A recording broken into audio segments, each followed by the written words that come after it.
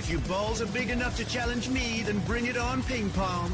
If you insist. A 19-year-old college student named Annie Lucia Lopez was deported while trying to fly from Boston to her home in Texas for Thanksgiving. I mean, it's a sad situation, but what do you want, us to not follow the law? Just shut the heck up for a second, Cal. This is a girl who came to the United States with her family in 2014 when she was 8 years old. Yeah, her family entered illegally and were arrested that year, but released as they applied for asylum. That was denied in 2015, and she and her family received an order of removal, yet they decided to stay illegally. Okay, well, according to her lawyer, Annie had no idea that order of removal existed until she was at Logan Airport in Boston to surprise her parents in Texas for Thanksgiving, and she was pulled into a car by ICE, transported to Texas, and deported within 48 hours to Honduras in handcuffs and shackles, a country she hadn't been to since she was 7. Look, stories like this suck, and anyone with a heart cares for Annie, but she is considered an adult with an order of removal, and the law is the law. Are you arguing for mass amnesty for anyone who came to our country illegally under 18? Well, then change the immigration laws to reflect that, but as it stands, ICE will continue enforcing. Okay, but listen to this. Once Annie's parents heard she got detained, her lawyer filed a motion, and a judge granted a temporary restraining order saying Annie can't be deported, yet ICE deported her anyway. Well, a TRO is only binding once the government has notice of it, and ICE claims Annie was already deported before they had notice, because here's the other thing. Her due process was already given in 2014. The order of removal already existed. Okay, well, that's just absurd. Maybe in cases where you're deporting a freshman college student away from her family during Thanksgiving, maybe a little more time should be given to, I don't know, ensure we're not skating past legal orders, but also Annie's dad claims, yes, his family was denied asylum, but they had been assured by a judge that they did not have a deportation order. Okay, I would question that. I mean, once you're denied asylum and you don't have any other legal justification to be here, what do you think? You can't just be here forever. Well, what you definitely don't think is that once your 19-year-old daughter gets a scholarship at Babson University and tries to visit you at home, that she's going to be alerted of this order for the first time and deported even after a judge orders a stoppage. Look, when you have a president enforcing the immigration laws set by Congress, these sad stories are bound to come up. But what you're missing is the thousands of gang members and cartel members that are also being deported now because of the enforcement of the law. It's just that when Trump promised to go after the worst of the worst, no one imagined that meant a 19-year-old college student on a scholarship with no criminal history whatsoever. I mean, to be fair, he did run his campaign on the largest deportation in American history. I mean, what do you think that meant? I don't know. I mean, following the laws would be nice. That's what we're doing. Doesn't seem like it.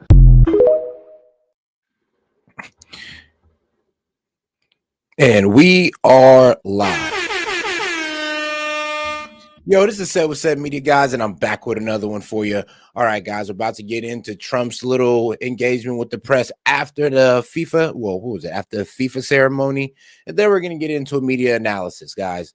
Appreciate the support. Let's go ahead and double tap that screen, and let's get right into it, guys. Mr. President, the U.S. press. Thank you, everybody, very much. It's a great honor. This has been an honor for a lot of reasons. Number one, they've sold more tickets than any event has ever sold already, long before the kickoff. And number two, we've done a lot of work at the Kennedy Center. It was falling apart, and now it's pretty much back, and we'll get it back within the next 4 or 5 months through construction. But you see the way it looks, and Johnny's just telling me, who's done an incredible job, by the way. He's just telling how good a job we've done. You can look at the walls. The marble was broken. Everything was a mess. And we've really taken the Kennedy. So a lot of people thought it was going to be ripped down.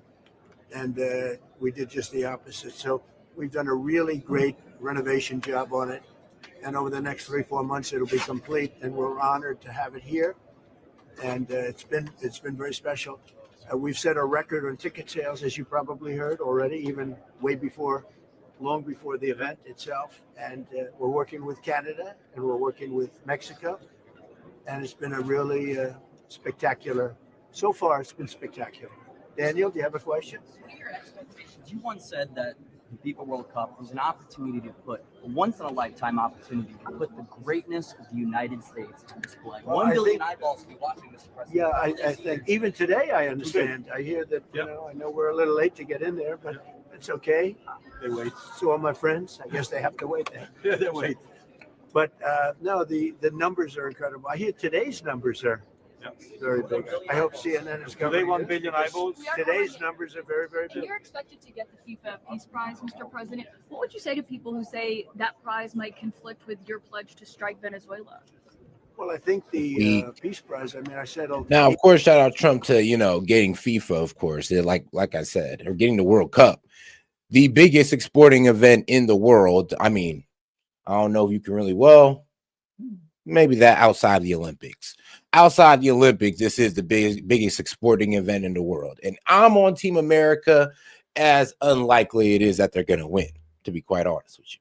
wars. I don't know that I'm getting it. I haven't been officially noticed. I've been hearing about a peace prize, and I'm here to represent our country in a different sense. But I can tell you, I did settle 8 wars, and we have a 9th coming, but which nobody's ever done before.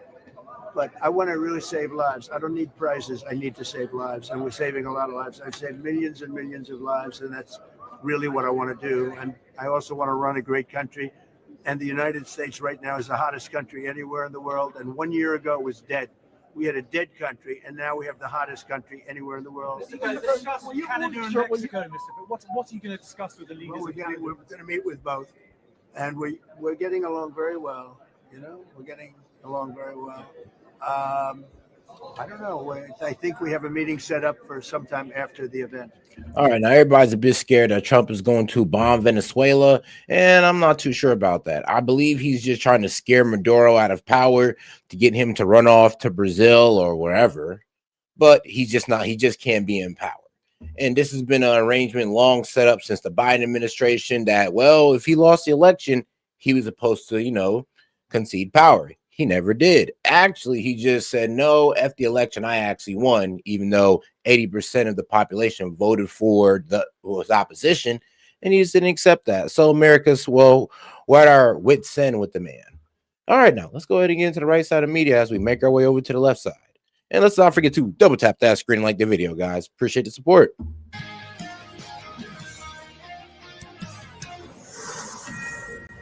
Fox News alert, the January 6th pipe bomb suspect just made his first court appearance. Sources tell Fox he'd been talking to investigators before the hearing and admitted to planning the bombs.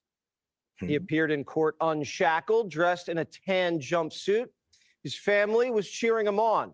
We love you, Brian. We're here for you, baby. Cole lived with his mom at her house in Virginia, just 20 miles from Washington. Neighbors knew him as the guy that walked his Chihuahua. Apparently, he'd wear shorts all year round, even in the dead of winter. His grandmother calls him very naive and almost autistic-like, saying he wouldn't hurt a fly. But the FBI says otherwise. Apparently, all evidence points to Cole. Cole's cell phone pinged in the area around the RNC and DNC on January 5th, 2021. And his red Toyota was placed a half a mile from the bombs. So they triangulated his cell phone, pulled some credit card statements, and ran his plates.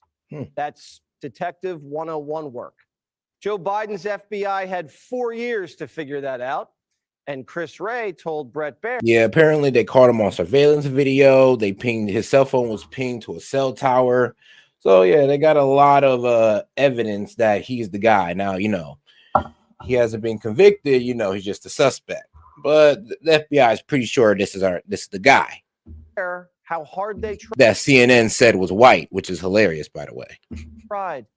I have enormous confidence in the team, the dedicated team that is focused exclusively on that investigation. And we have devoted loads and loads of effort into that specific. Yeah, I don't know what y'all talking about. Y'all colorblind. Bro, that is a white man right there, okay? You guys are colorblind. And if you think otherwise, you are a racist. You freaking racist. Like, who are you to say this is not a white man? All right, I'm just playing. All right. In all seriousness, though, let's get back to it. I have enormous confidence in the team, the dedicated team that is focused exclusively on that investigation. And we have devoted loads and loads of effort into that specific investigation. And those folks, those FBI agents, analysts, and professional staff, I have total confidence in them. Biden's FBI made excuse after excuse. In prior COVID times, in any neighborhood, I think in the country, if you saw an individual hooded, masked, glasses, gloves on, it would have been a red flag for any individual walking around that day. In this case, it wasn't, because of the environment that we're living in during COVID times. The feds traveled across the country to catch every grandmother who walked through the Capitol on January 6th, but couldn't find someone in Virginia. One of the lead investigators in Biden's FBI. I mean, what can I say, bro? It just wasn't top priority. Yeah, you're right. He was out there planting bombs. But while, you know, January 6th guys were just doing protesting, which turned into a riot. But yeah, he just wasn't top priority, even though he was out there planting pipe bombs. What can I say? The January 6th was just way more important. It ain't that hilarious. And it took that long to find this guy. Like, think about it, we're just now finding this man. How long was that ago? 2021? We're just now finding him. But they were able to find all those January 6ers real quick. Real quick. Said they couldn't track his phone because the service provider gave them corrupt data. But if the cell data was corrupt, how'd Trump's FBI use it to catch the guy? So 5,000 agents, 4 years. That's crazy. And no one investigated the guy with the bombs. I'm a white man. But Trump's team cracked it in less than a year. Bondi said all it took was some elbow grease. Let me be clear. There was no new tip. There was no new witness. Just good, diligent police work and prosecutorial work, working as a team along with ATF, Capitol Police, Metropolitan Police Department, and of course, the FBI. So not only did the Biden FBI botch the case, it doesn't even really look like. Yeah, so pretty much she's saying, I'm gonna be real with you. We just opened up the evidence box and we're like, oh, okay, it's him. Okay, all right. We ain't really got to do no real police work. We just got to go get him. It's been like this whole time. So we basically knew who it was. We just closed the box and tossed it in the file cabinet, or I guess try to toss it in the burn bag or something. They investigated it. Remember, Ray dragged his feet before releasing the video. Will you commit to releasing the full tapes to the public immediately? No, sir, I can't make that commitment. Congress needs to subpoena Chris Wray and make him testify under oath immediately about what did and didn't happen. But for Democrats, obviously it's all Trump's fault.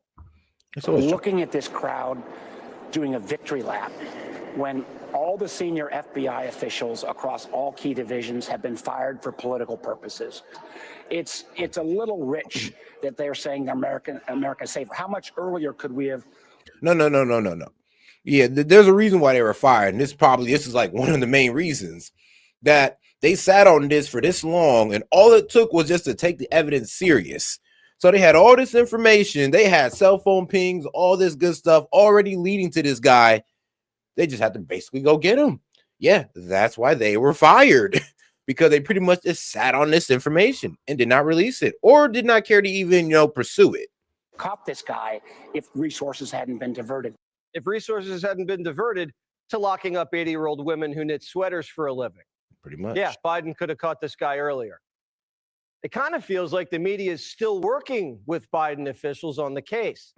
Because first Jake Tapper says the bomber's white, and now he's MAGA. This suspect has essentially confessed to planting the bombs, and he's told FBI agents that he is a supporter of Donald Trump. You can't trust Agent Delaney. He was the deep state's go-to guy on the Russia hoax and the Hunter Biden laptop. In fact, yeah, okay. They're always a supporter of Trump. Is always a supporter of Trump out of nowhere. I mean, they're always assumed to be a supporter of Trump. I'm sorry, assumed to be an order of Trump. Supporter of Trump. They're always assumed to be. But I guarantee you, once we scrub this man's history, he will be known to be a Democrat. I doubt this guy was a Trump supporter, but we'll see. We'll see. But here, actually, you know what? You never know. Actually, you never know. He probably did voted for our Trump probably in the first election and probably went radicalized like the Thomas Cook type of ordeal. When he was pro-Trump, then anti-Trump, then F it. I just want everybody dead. In fact, you can't believe anything the media says about this case. They said the feds wouldn't catch him because he was Caucasian. When you consider how black criminals and Muslim terrorists are treated, both by the legal system and by the media, and yet the January 6th pipe bomber who laid explosives in front of the RNC and DNC headquarters still walks free, we still don't take domestic terrorism of the far-right white variety seriously in this country, do we? Pretty sure this guy's black. And now they're saying Cole was trying to stop the steal. In part. Nope. Looks like a white man to me. That is a straight up white man. I do not see no color. We are told that he had accepted the political view of the time in 2020 that the 2020 election had been stolen. That's a view that President Trump has falsely pushed for a number of years. Okay. The guy began building the bombs in 2019. Let's see here. He bought most of the supplies before the election was stolen. We don't know if this guy was righty, lefty, upside downy, but Judge Jeanine Pirro says he was disappointed in various aspects of the election, but it's not clear whether he supported Trump or Biden. This guy was an equal opportunity bomber, planting bombs at both the RNC and the DNC. No way. And this is interesting. His father retained Ben Crump, otherwise known as Al Sharpton 2.0, when he filed a racial discrimination lawsuit. The dad ran a bail bonds company for illegals and sued the Trump administration, claiming DHS was screwing him out of money. Now, that lawyer is repping his son, and he doesn't even practice criminal law, which is probably why the kid confessed. Great lawyer. Something tells me this guy's a little. His grandma called him autistic. He wears shorts in the dead of winter, works part-time for his dad. The bombs didn't even work, and he kept his cell phone on him the whole night. And not only that, he bought all the bomb parts on a credit card. He even waved to a cop car the night he planted the bombs. Sounds like the dumbest bomber in America. And Biden's FBI couldn't even catch him. The whole thing stinks. This was a huge case that went unsolved for years. Kamala Harris could have been killed before she was even sworn in. A black guy almost killed the first black vice president. All right, so let's see here. Now, when I looked into this guy's voting record, now, one, he's not politically affiliated, no, as well registered, but separately investigated. So separate investigators and the DOJ says he told them he believed the 2020 election was stolen from Trump and was disappointed in the results. But that's about his stated beliefs, not a verified record of who he voted for. So, yeah, no, he was definitely a Trump supporter, and he was mad about the election. This man started setting pipe bombs all over the place for some wild-ass reason that I do not understand. But for some reason, wait, hold on. He's a Trump supporter, and they wasn't on his ass to get him? I mean, that's a bit weird. So probably got to be a little bit more to this. Outside of the Democrat National Committee. And the case collected dust? And why wasn't Kamala Harris knocking heads together at the Bureau? Hey, guys, you ever find the guy that tried to bomb me to bits? Thanks to Trump's FBI, we finally have something. But the fact that it took so long makes me really wonder about who the heck this guy is. We still don't even know if he acted alone. Hey, everyone, I'm Emily Campagno. Catch me. Well, let me be real with you. It looks like he acted alone, and to be quite honest, like I said, according to his personal statements, this man did it because, well, he was mad that Trump lost the election. He was like, hey, no, it was stolen from my man. So I'm about to start laying pipe bombs everywhere and just start trying to, well, I don't know what, blow people up, which is absolutely insane. All right, now let's get over to our guy Hannity, and then we're going to make our way over to CNN. Let's see what they got to say. Welcome to Hannity. And tonight, Democrats, they hate Donald Trump so much they are now sympathizing with narco-terrorists and Zoran Marxists. Oh, yeah. Well, they're pretty much saying that, you know, once you blow up the boat, the narco-terrorist turns into a shipwrecked sailor. And I was just like, bro, hey, yo, that spin is crazy. That is some crazy spin right there. I like it. I like it. Keep that up. Kami Mamdani, he is now working to ensure the return of homeless tent cities in New York City. I'm sure that's going to work out great. And a major ICE operation in Minnesota just rounded up some of the, quote, worst of the worst criminal. Oh, God, do me a favor and double tap that screen like the video, guys. Let's get more people on the conversation by double tapping that screen. Appreciate the support. Illegals in this country. But we begin this Friday night with the story of the week. After less than a year, using evidence that the FBI had for 4 years, Trump's FBI, Trump's DOJ, was able to arrest a man suspected of planting those pipe bombs in Washington, D.C., just prior to January 6, 2021. Now, this was an extremely high-profile case, but for some reason, in the 4 years, Biden's DOJ, they couldn't locate a suspect. The question we're asking tonight is why? Why didn't they apprehend Brian Cole Jr.? Now, according to the FBI, and we had Dan Bongino on last night, he was in the process of creating bombs since 2019 and continued to buy bomb-making materials after January 6, 2021. But as one savvy X account pointed out, so I already see how they're about to pretty much spin this one, or what the claim is about to be. They're pretty much about to claim that the Democrats knew this guy was crazy.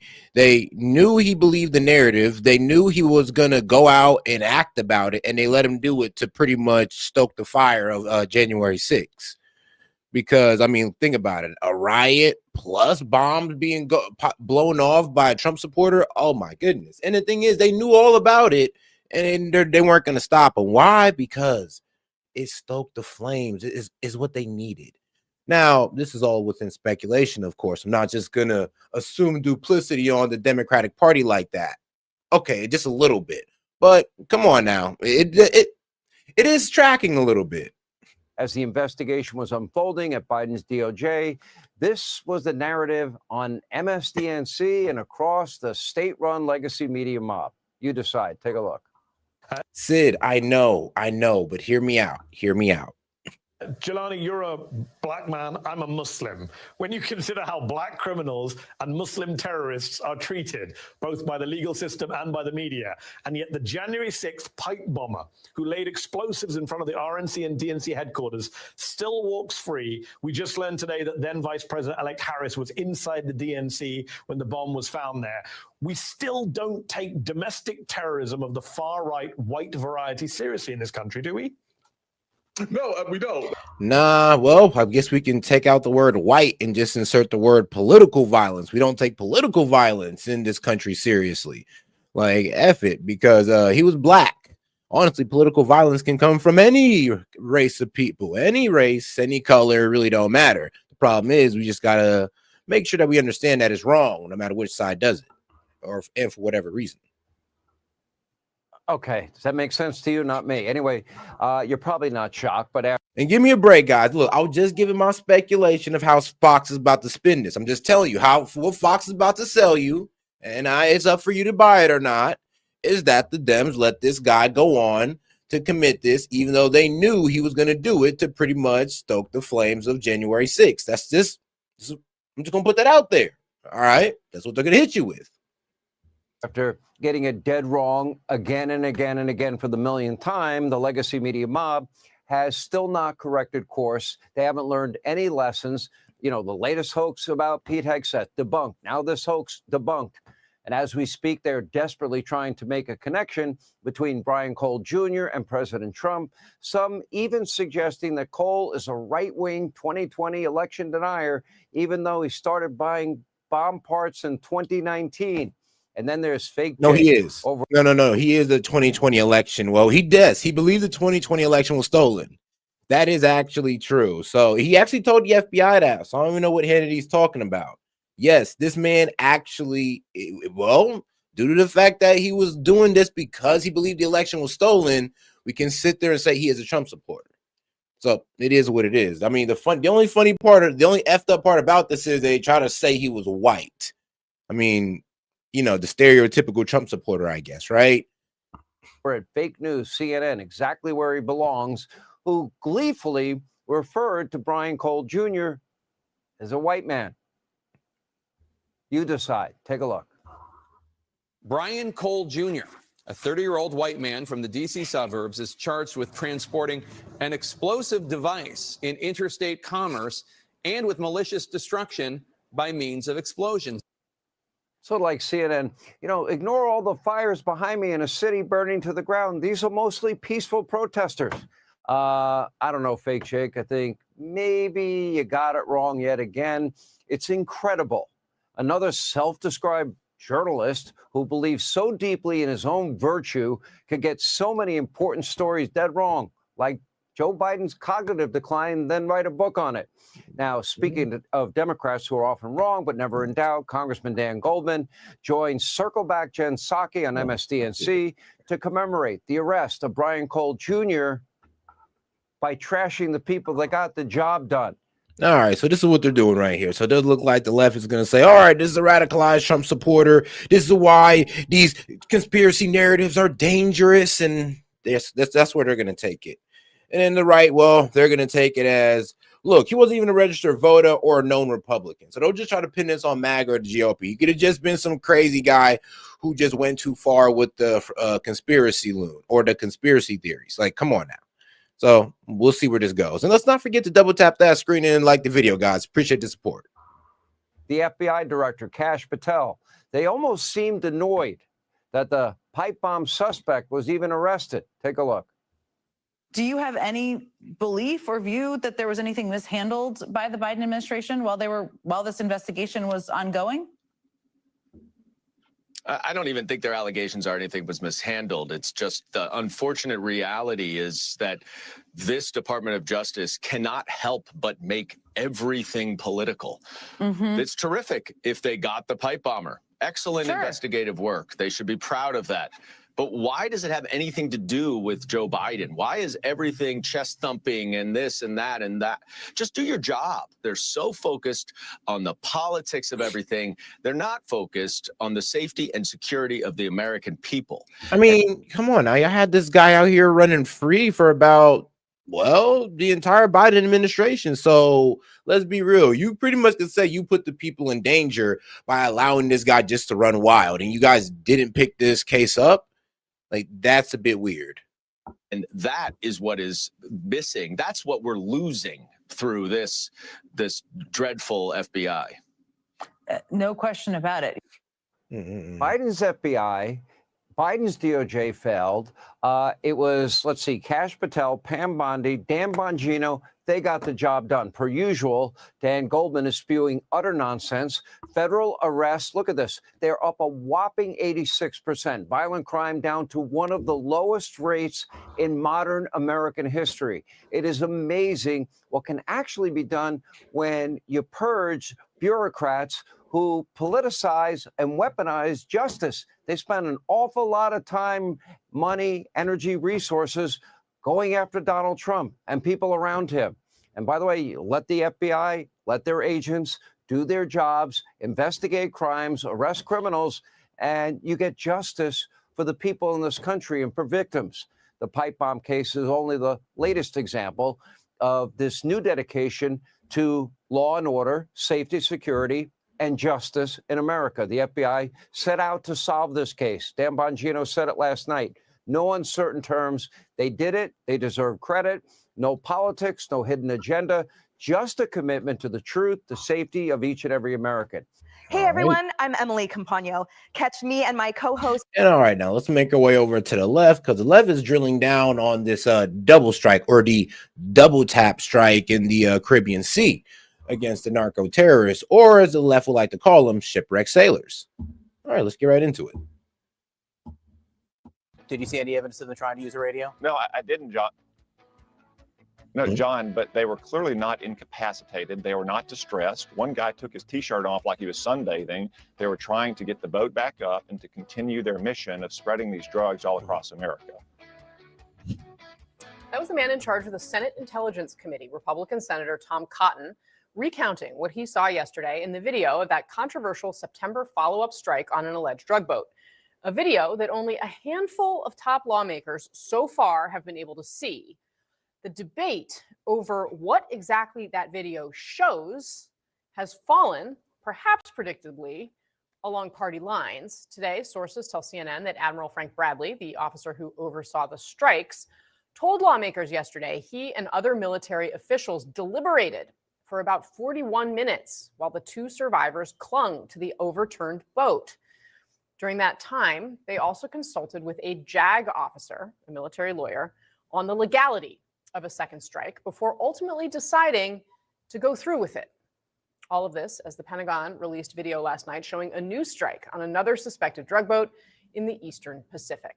Joining us now in the arena to discuss, Democratic Congresswoman Maggie Goodlander of New Hampshire. She sits on the House Armed Services Committee, is a former intelligence officer in the U.S. Naval Reserve. Congresswoman, thank you very much for being here. Okay. What is your understanding of what was on that video? Because we're getting, it seems, quite different, perhaps politically different accounts from Tom Cotton and Jim Himes, for example, the ranking member on the House Intelligence Committee. Well, Casey, thanks so much for having me.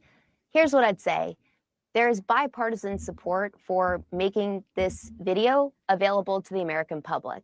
I Yep. have not seen the video myself, but what I do know is that Shoot, everybody need to see it at this point, because it's either Hegseth is bullshitting us, or that leaker just might have misinterpreted or what he saw. Like I said, it could have been 2 bags of heroin floated together, and then he could have mistaken it as 2 people. Or yes, there was really 2 people that got blown up, and there's gonna have to be a debate if that's a war crime or not. We'll see, because people are even saying that, oh, even if they were alive, they're still allowed to double back. And then there's people saying that, well, no, once you blew up the boat and they were seen as alive, they were, what would I say, non-lethal combatants. So you just can't sit there and just blow them up. It's a war crime. I mean, those are the arguments.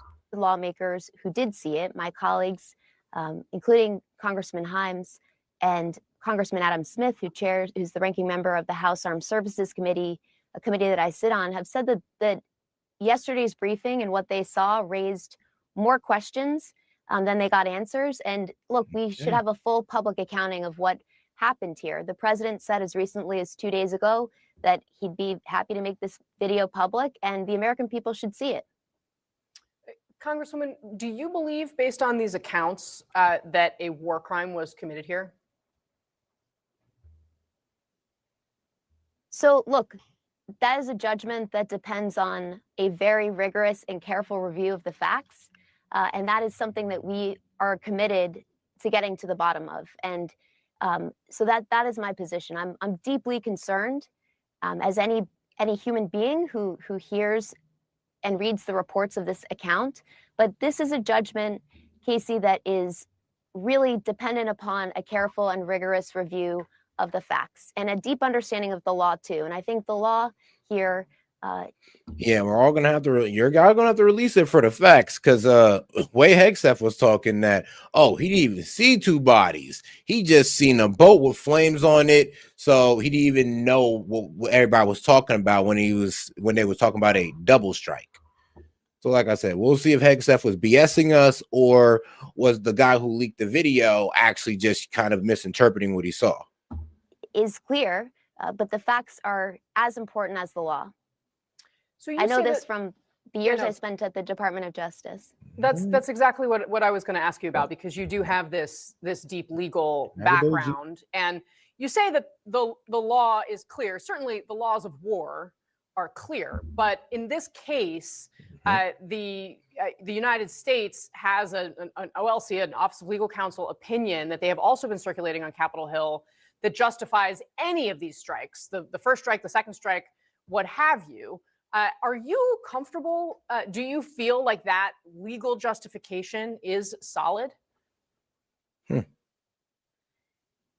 Look, no, I'm not. I think there are 2 big categories of legal questions here. The first set, the threshold questions, go to the legal basis for these strikes. And, you know, we know of 22 sets of strikes. The administration has a lot of basic questions to answer to Congress, who under our Constitution, we are entrusted with war powers that are really important. There are good reasons why the Constitution gives Congress a role to play, an important role to play. These are the most consequential questions that we face in government, questions of life and death, and questions about what we ask our service members to do. And the administration has a lot of questions that they have not yet answered about the legal basis of these strikes across the board. There are also legal questions about the strikes on September 2nd, and this is what we have got to get to the bottom of, and what I'm very focused on doing. So that September 2nd strike, our reporting now is that the Admiral Bradley told lawmakers that he consulted with a military lawyer, a JAG officer, as they were watching this video before the second strike was made. Is that SOP, is that standard operating procedure, or does that suggest they knew that something could go terribly wrong? All right, hold on. See, Admiral who oversaw the double tap strike tells lawmakers that survivors cling to capsized boat didn't radio for backup. Ah, all right then. One thing to say I mean, here- let's be real. I mean, once you capsize the boat, most likely their communication system was on the boat. at the outset about JAGS, we've seen from the very Hey, and shout out to my man Vince. Well, Vince Price. He sent the laughing disco for $250. Appreciate the support, my man. beginning of this administration, one of the very first things that the Secretary of Defense did was to fire some of the most respected and trusted senior JAGs at the Pentagon.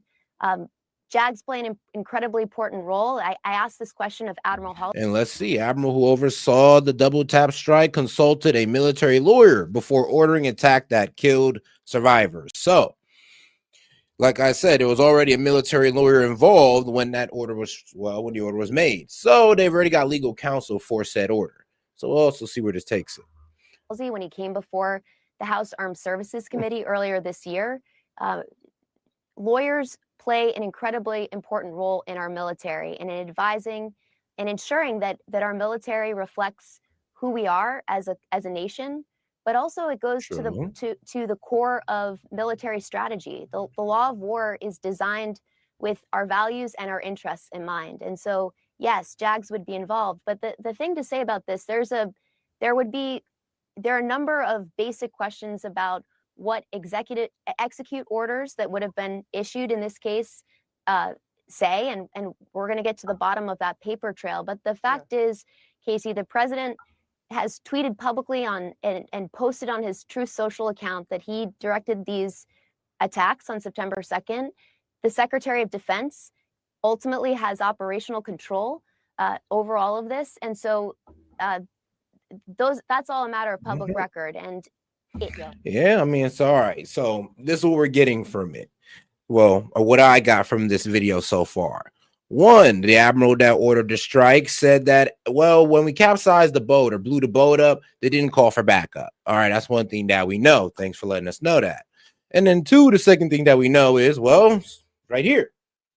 Let me go ahead and, well, for the people on the horizontals, that sources. Admiral who oversaw the double tap strike consulted a military lawyer before ordering attack that killed survivors. Now, if you guys want to believe that, that's up to you. I personally will take the admiral's word for it. All right, now let's go ahead and get on to the next video here, which also is criticizing the boat strikes because for some reason they're just hinging on that. And you know what? I like it. I like it. Why? Because there's not enough information and we need more. We begin tonight with exclusive new CNN reporting. I Because cannot be that mad at that. speedboat that is at the center of And shout out to my man Vladstein. He says, funny how Dems forgot our satellites can read the fine print on a dime on the floor. If you really think that they didn't know what exactly was on those boats, come on now. Yeah, do you really think that? Because I mean, let's be real though. We do understand that the CIA is operating in Venezuela and they just can't release their information. So what does that tell you? Well, it tells me that the CIA is feeding the military information, and that's why we can't tell nobody else about it, or we can't divulge where we're getting this from. Is it shady? Yes, it is. It is shady. I will give you that. But is it legal? Sadly, it is. I mean, they don't have to give us they don't have to tell us where the information is coming from. And if it's coming from a supposedly covert source that's supposed to be secret, then they're really not going to tell us. So they kind of got us in that regard. And shout out to my man Vince Price for joining the membership. Appreciate the support, my man. Go ahead and give you that shout out. Shout out to the supporters. Whoops, kind of changed around the soundboard because I wanted to add this sound right here. I mean, come on, you can't say that ain't funny. But shout out to the Cap Hunter. He said just because. Hey, shout out to my dog. Shout out to the Cap Hunter. But all right. so much controversy. The one that was hit a second time after the first strike left survivors in the water was actually heading to Suriname in South America, according to our sources tonight, not to the United States. Two sources with direct knowledge say that is actually what the admiral who oversaw this entire operation told lawmakers when he was briefing them on Capitol Hill. U.S. drug enforcement officials say the drugs routed through Suriname are typically headed for Europe, not the United States. Of course, that's not always the case, but usually that is where they are going. Back in September, of course, you'll remember on the day of this strike when it happened, the president had posted after that the strike occurred while the terrorists, as he called them, were at sea in international waters transporting illegal narcotics that were heading to the United States. This is what the Secretary of State said that same day. These particular drugs were probably headed to Trinidad or some other country in the Caribbean, at which point they just contribute to the instability these countries are facing. Can you back that You up? heard though? Secretary Rubio there use the word probably. And the reason this disconnect matters is because the administration is claiming that this action that they took on this. Let me be real with you. I think even the Dems will be okay with this. If maybe if we did leave them alive, capture them, use them for intel, and then maybe we can back some of this up of, okay, why are we striking these boats or something? But here's the thing though, like I said, it seems like this is coming from the CIA because, well, there's no disclosure on it. And I mean, even getting well, I'm real with you. It is kind of funny how they're slow rolling the bombing of this boat, seeing that, you know, there were 2 survivors and everybody wants to know about these 2 survivors or these shipwrecked sailors or narco terrorists, however you want to call them. Like, we want to know about these guys. And yet this yet this boat strike hasn't been released, but y'all was so quick to release the other ones. I mean, why was this one kind of slow rolled? I am a bit suspicious of that. Boat with that second strike was necessary to protect this country. It comes the same day that we saw in part a contrast in the image the president wants to project and the actions that his administration is currently undertaking. I was there today as the president was walking the red carpet at the Kennedy Center. He was dancing to the YMCA and genuinely seemed to be having a great time at an event that was kicking off the upcoming World Cup. It's going to be taking place across North America next year. And the highlight of that entire event for the president, I mean, shout out to the World Cup. I mean, who you got this World Cup? Seemed to be this moment. Mr. President, this is your prize. This is your peace prize. There is also a beautiful medal for you that you can wear everywhere you want to go. The president quickly put the medal around his neck while we were there. He was being awarded the inaugural FIFA Peace Prize. It's a new award that didn't exist a year ago, and it's one that FIFA now says is going to be given to someone who has taken exceptional and extraordinary actions for peace, and by doing so, have united people across the world. It was all right. I didn't even know they had a peace prize. Trump awarded newly created FIFA Peace Prize. I mean, well, the World Cup is something that encompasses all countries because all of us love soccer. I'm not the biggest fan of soccer, but I still like it, though. I respect the sport. Now, shout out FIFA. But yeah, it is basically encompassing all of the world. So you could damn near like put it on that level of a global prize. Is it wild that they made a new one for Trump? I'll be real with you. Yes, it is. It's absolutely insane. But is it funny? Is it funny though? Don't take it so personally because it's funny. They created an award for this man. Like, all right, the Nobel Peace Prize didn't want to give it to him. Don't worry. FIFA will. Shout out FIFA, man. You know what? I might just go buy that new FIFA game. I might just do it. But all right, guys, let's get right back into it. As petty as this is, I mean, come on. Let him have it. Now, set up last, and he says, don't forget the Panama Canal. Which country thought they owned it and were having their fishing vessels in super harvesting in the Gulf of America? Yeah, that is true. And then, like, they also do enslave people on those little fishing vessels. Actually effed up, especially when it comes to getting shrimp.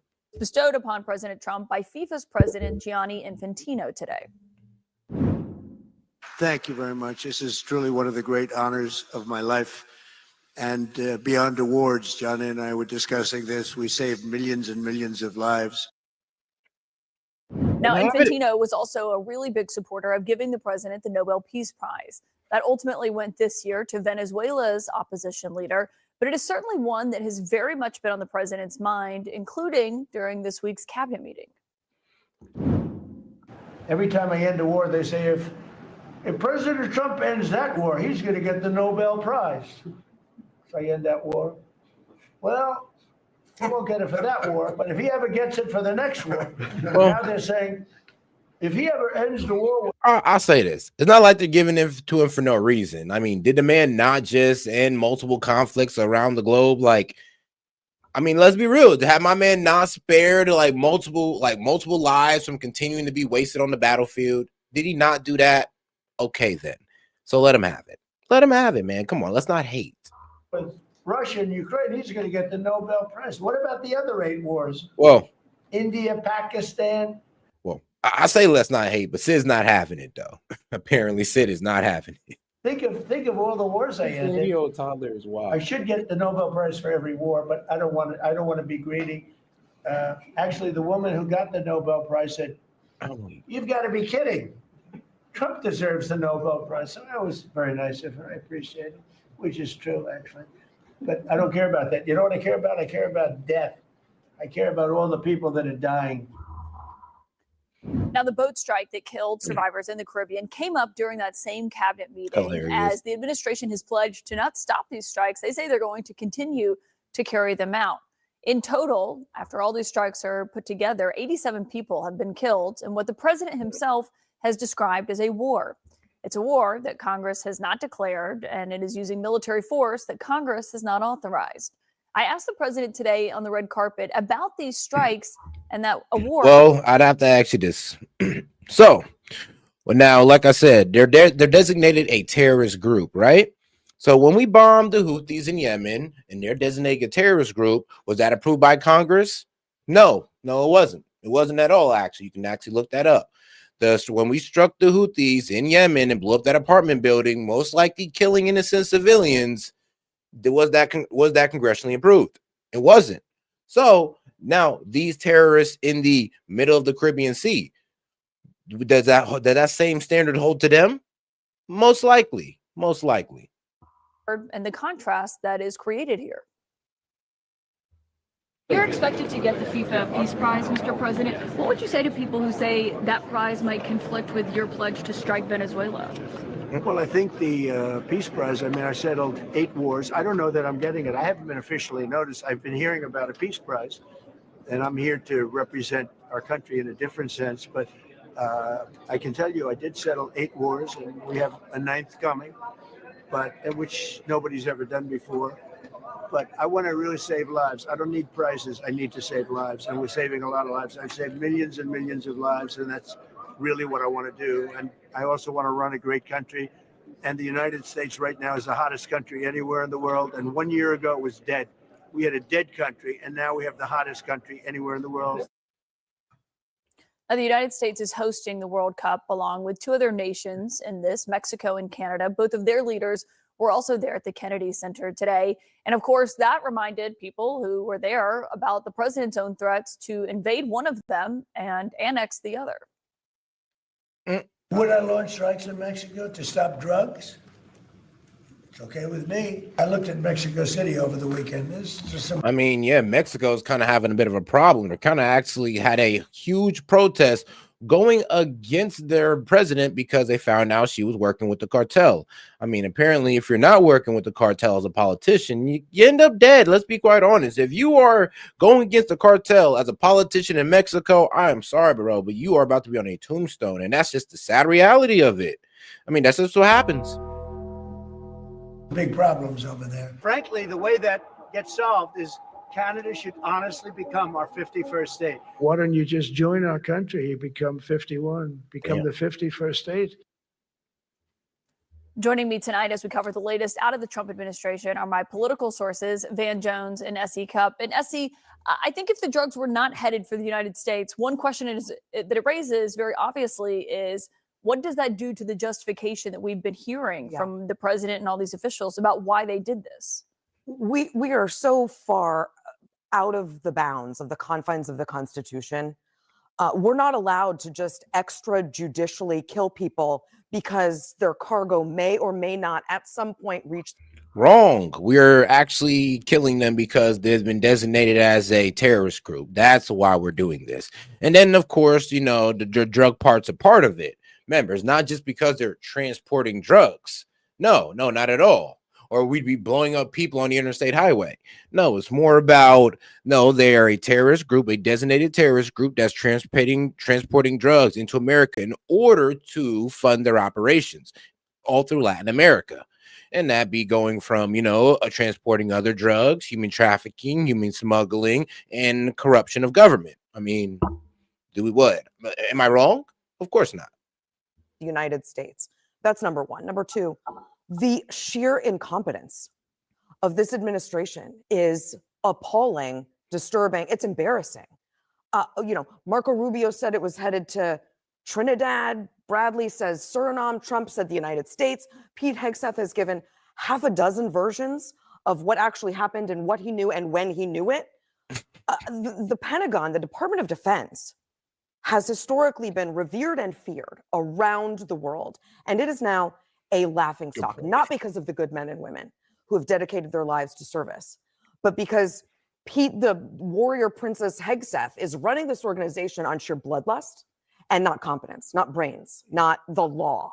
It's an embarrassment. I'm deeply, deeply worried about our standing in the world and the men and women he continues to put in danger. Van, some people might hear this new reporting from CNN tonight about what the admiral told lawmakers yesterday and say, well, why does it matter where the drugs were headed? If they were eventually going to potentially come to the United States, is what Rubio was alluding to.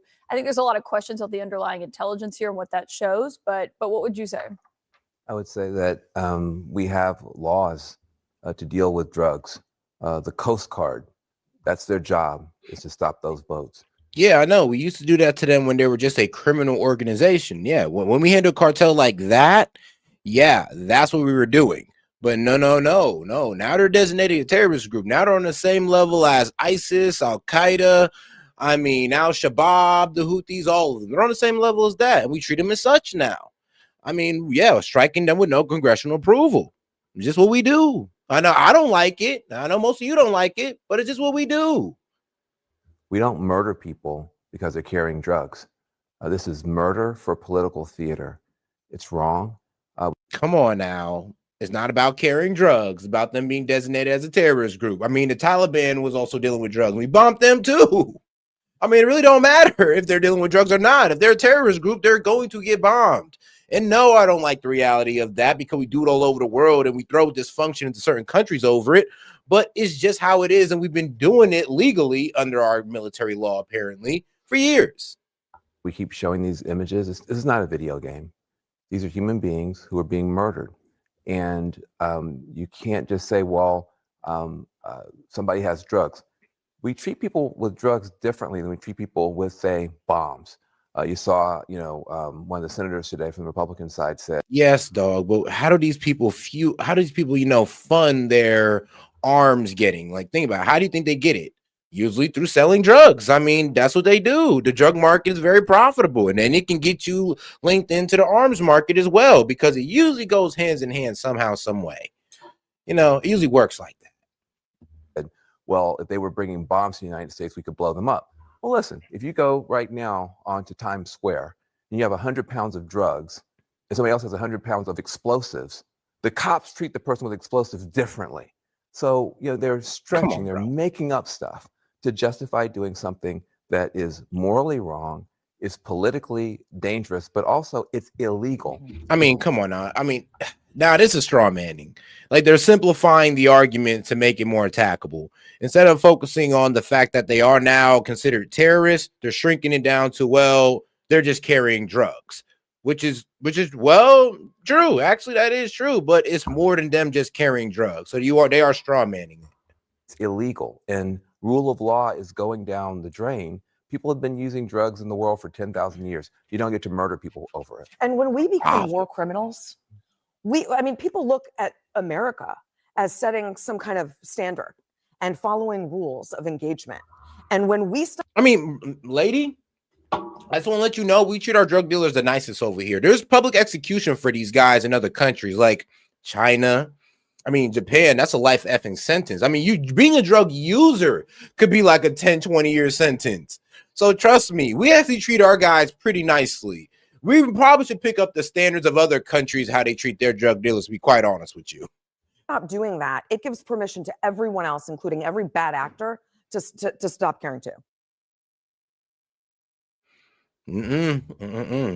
Now, I hear your point with that. Like I said, I hear your point, but it's not about them committing terrorist attacks. It's not. It's about them being part of a terrorist organization or operating under a terrorist organization. That's it. That's all. I get why you guys are trying to simplify it or take it or water it down, but We're focusing on the part that they are working for or working under a terrorist organization. It is what it is. Now, could you give me the sob story of, oh, their family's being held hostage and they're being forced to do this? And yes, I would cry tears with you over that, but they're still working under a terrorist organization. All right. Now let's get into this video here. Doing. Prosecutors say it was widespread and organized theft of taxpayer money. I'm Harris Faulkner. You are in the Faulkner Focus. House Oversight Republicans are accusing Walson Ellison of looking the other way to avoid political problems with Minnesota's influential Somali community. If you can't get that vote in that community, you can't win in politics in that state. It's very real. Ellison claims everything is under control now. No way. Come on now, bro. Like, Fox, how do you sound right now? There's only like 80,000 to 100,000 of these guys. You're telling me you can't win in that state? Now, if you told me in that district, I'd be okay. Okay, that makes sense. If you even said the city, I'd be like, you might have to run the numbers by me on that one. But the state, I could even call that bullshit. Come on, bullshit. Bullshit. Not the whole state.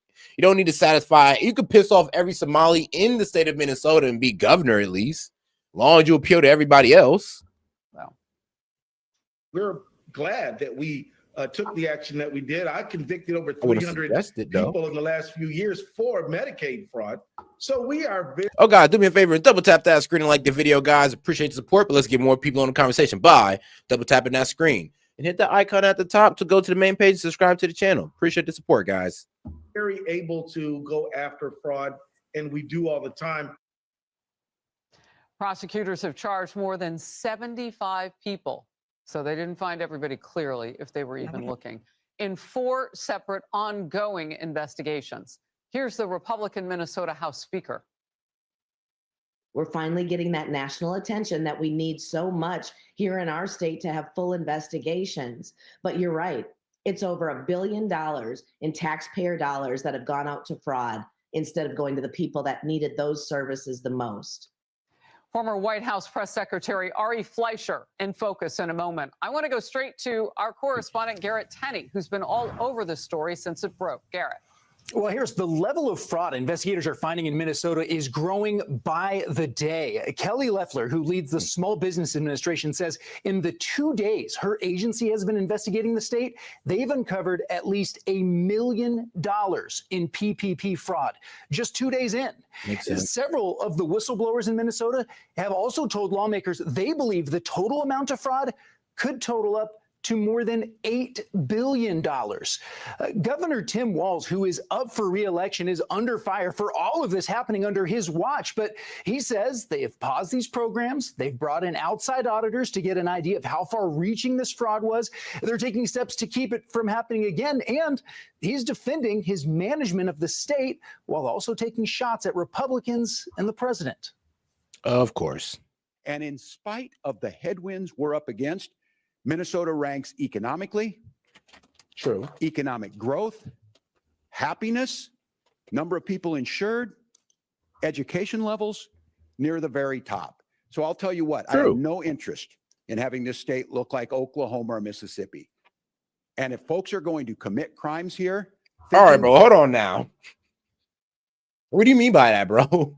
That was wildly disrespectful to like your fellow, I'm gonna be real with you, to your fellow countrymen. That's a wildly disrespectful. Like, what do you mean by that?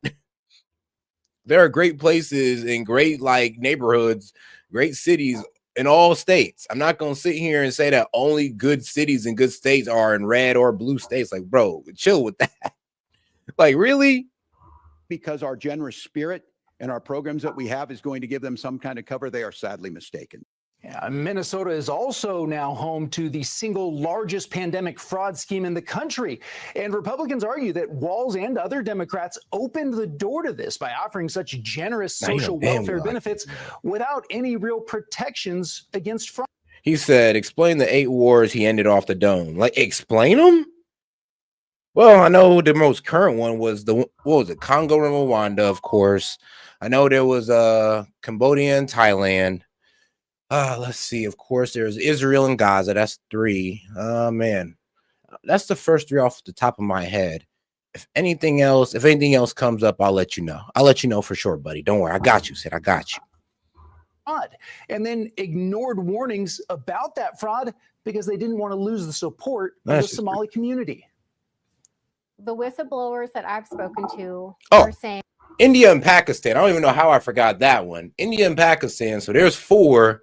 All right, we're 50% there, big dog. We're 50% there. staff and scolded them for pointing out fraud. Minnesota Congresswoman Ilhan Omar told CNN this week she believes the fraud spiraled out of control because COVID programs were rolled out without sufficient guardrails. It's also worth noting the owner of the restaurant where Omar held her 2018 victory party is among those from the Somali community who have been convicted of profiting from the schemes. Harris? Look, I don't know. I know this would be public, Ah. but I don't know how hard. Oh yeah, Al Jazeera, Azerbaijan. Oh yeah, okay, yeah, Azerbaijan. Okay, so that's 5. I got 5 now because there was the one in the Middle East. It was Azerbaijan and Al Jazeera, not Al Jazeera, but yeah, y'all know which one I'm talking about. Okay, India. So that's 5 right there. So there's 5. I'm just missing 3. I'm just missing 3 right now. Okay. They'd make us work as journalists, but I want a FOIA for those 300 plus arrests that AG Ellison says that he made. I want to know the dates that those arrests, did they coincide with being caught or this coming to light? I want to know who they picked up in the scheme when you just heard a head of small business saying, Kelly Loeffler, there are more people to go out and get. I mean, this is unbelievable. Your last quick word. Yeah, and it's interesting. Earlier this week, when Governor Walz was asked why is it that he was leaving this up to the feds, why isn't the state doing more? Yeah, he said we're working with the feds and that we're leading to these federal cases. Hold on. Sid, be fair. You didn't even know half of these. You didn't even know half of these. In Congo, Rwanda, they signed the peace deal, so that's actually solidified. Now, if you want to talk about how M23 is still a problem, I mean, sure, we could talk about that. But that has been solidified. Like, let's be real. And then, of course, there was the Azerbaijan. There's that one. There's the India and Pakistan conflict he quelled. Of course, there's Israel and Gaza.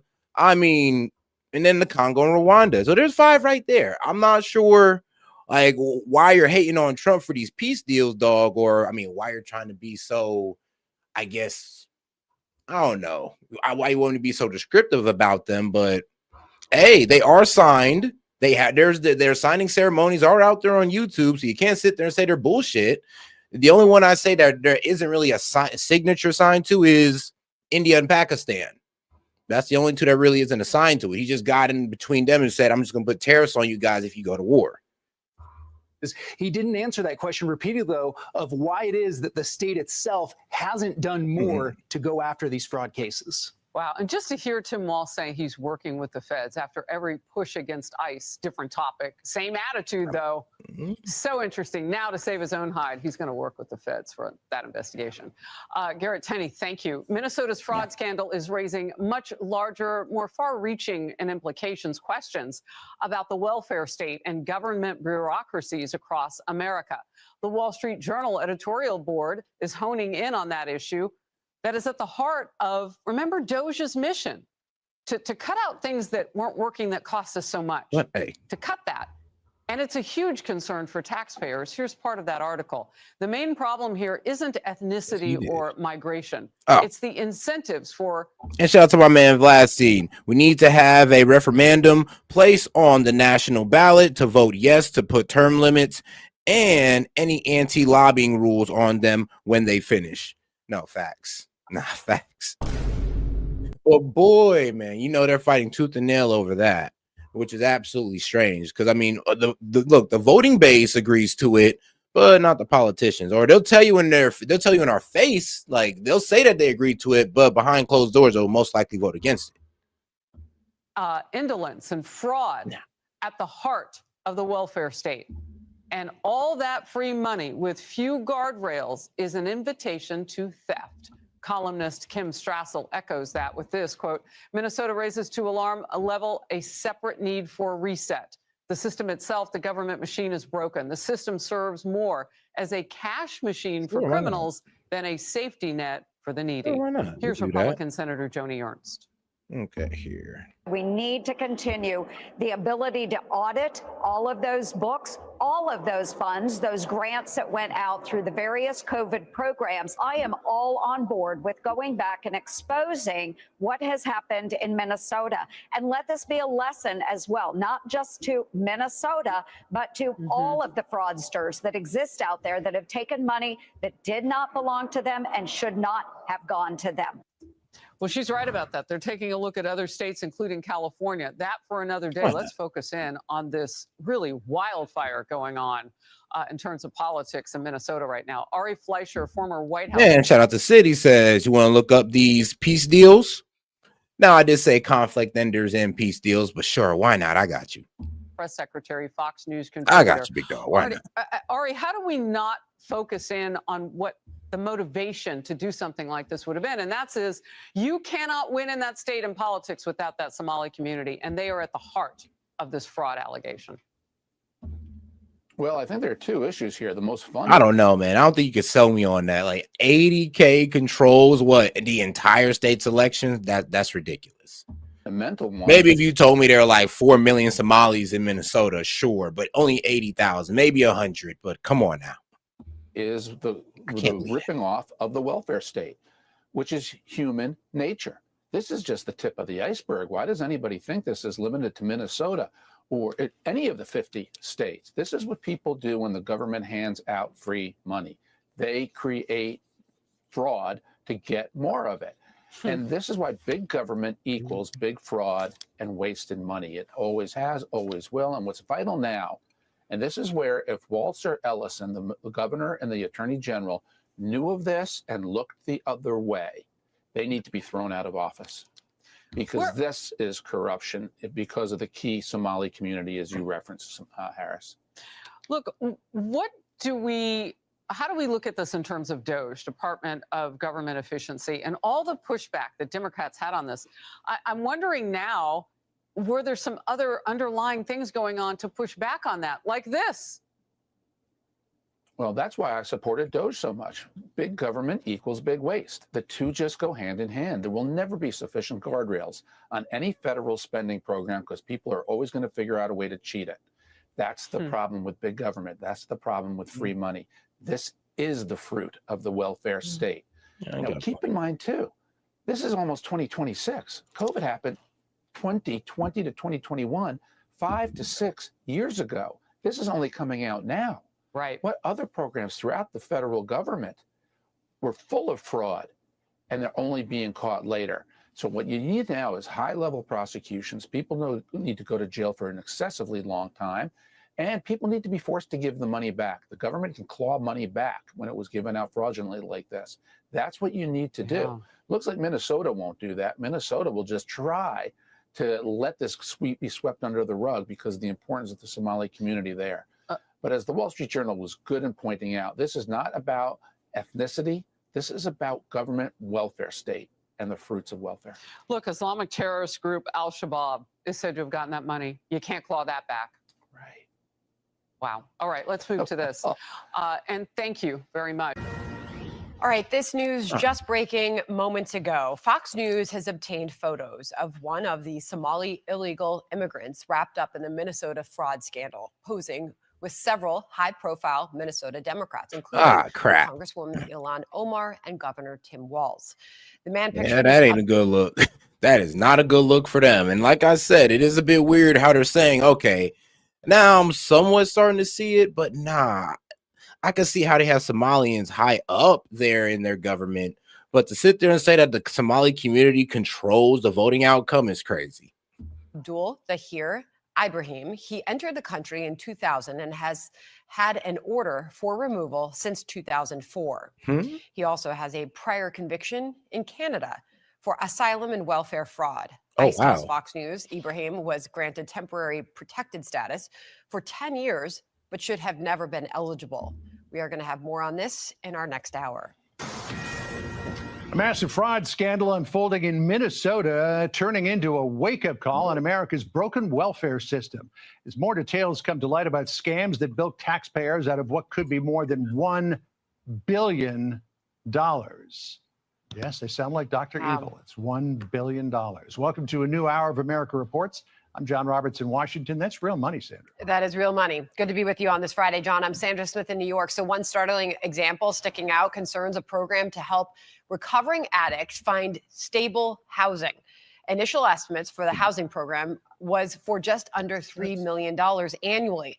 But an indictment shows grifters fraudulently billed Medicaid more than $100 million last year alone. Garrett Tenney is live on this out of Chicago for us. What do you have, Garrett?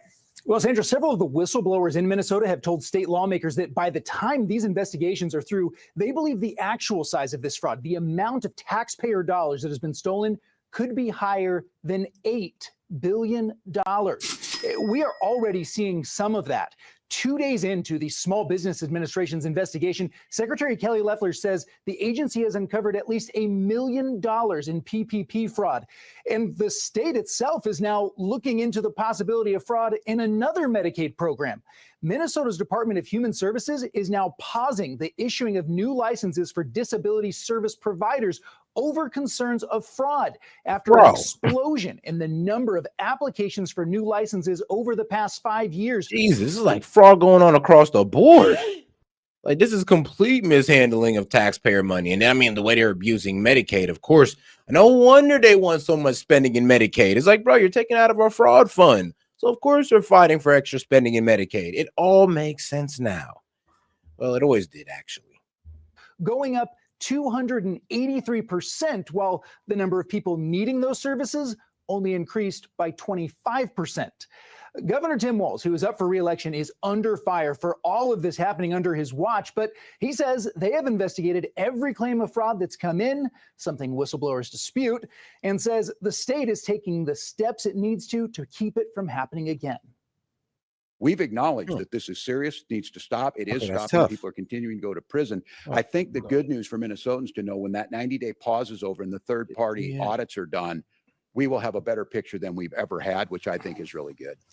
While all of these investigations are getting underway, Republican lawmakers are sounding the alarm about Minnesota's new paid leave program launching next month that allows anyone in the state, regardless of their citizenship status, to take 12 weeks of paid leave a year paid for by the state. GOP lawmakers say the program is ripe for abuse. It was written so broadly that you can take advantage of it and abuse it, and no one's going to come looking for you. The taxpayers put in a bunch of money to launch the whole thing. So this is going to be the next horrible thing coming out of Minnesota. And it's important to remember the FBI is also still investigating the massive fraud schemes there. This morning, Attorney General Pam Bondi said there are going to be a lot more arrests on this coming. Sandra? Okay, thanks for keeping track of it for us. Garrett Tenney in Chicago on that for us. John? All right, let's dig deeper into all of this by bringing in Texas Republican Congressman Brandon Gill, a member of the House Oversight Committee, which is now investigating fraud in Minnesota's social services system. Congressman, good to have you with us this Friday afternoon. Thank you for joining us. So there are plenty of accusations that Governor Tim Walz turned a blind eye to this. And the Wall Street Journal sums it all up this way, quote, Democrats won't acknowledge fraud because they want more Americans on the dole. Welfare is central to their political business model. Republicans who make this scandal about immigration are missing the point and missing an opportunity to educate Americans about the entitlement state grift. Man. What do you say to that? That is wild, though. And I mean, shout out to Sid, because even Sid is out here holding this party accountable by saying, yo, they need to be more upset about this. They do. But the problem is, and I think, Sid, doesn't this kind of expose why they wanted more Medicaid spending, why they want all of these programs to be funded? Now, no, I'm not even going to sit here and say that, oh, they know the fraud's going on, but I don't know. Maybe some of the people who are, you know, in their ear know that the fraud's going on and they're telling them, no, keep it going, we need it. Like, I don't know. It's either they're being manipulated into supporting this or they're just supporting this outright, because it's just oh so suspicious how this lines up.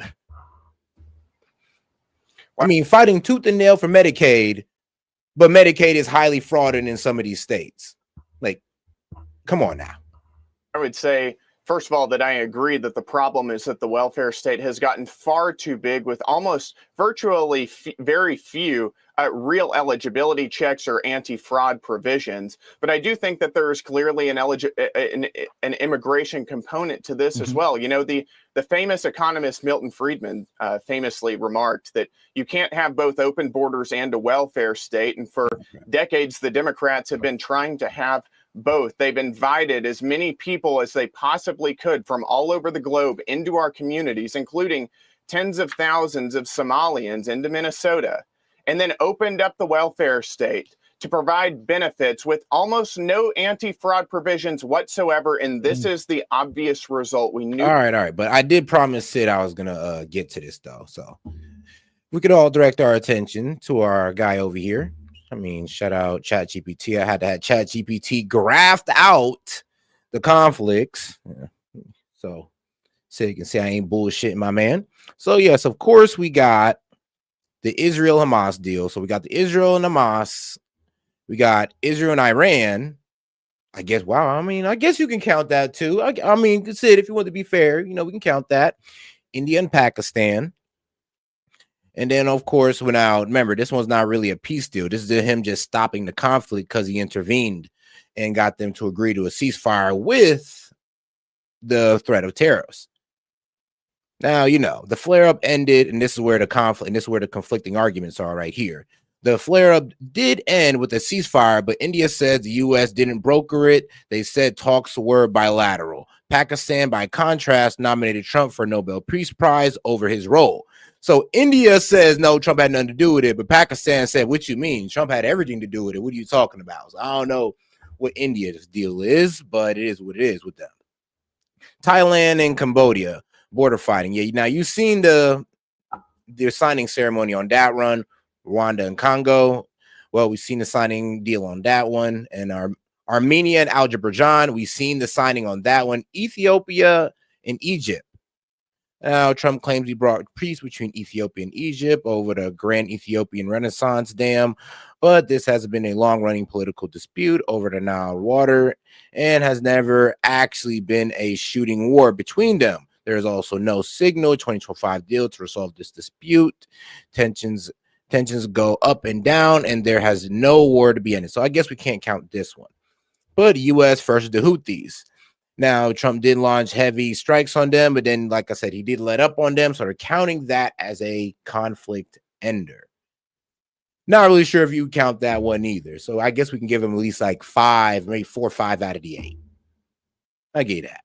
Knew this would happen, and yet Democrats are pushing this for political gain. So still sticking with the Wall Street Journal, Kim Strassel is a great observer of the political condition, not only here in Washington, D.C., but across the country. She writes the lessons of Minnesota's fraud. She says, quote, Minnesota raises to alarm level a separate need for reset. The system itself, the government machine, is broken. It's heaving duplicative federal state programs, awash in forms and bureaucracies and ancient mainframes, has already suffered Soviet-style collapse. The system serves more as a cash machine for criminals than a safety net for the needy. I mean, reforming the system is going to take years. So what do we do in the meantime?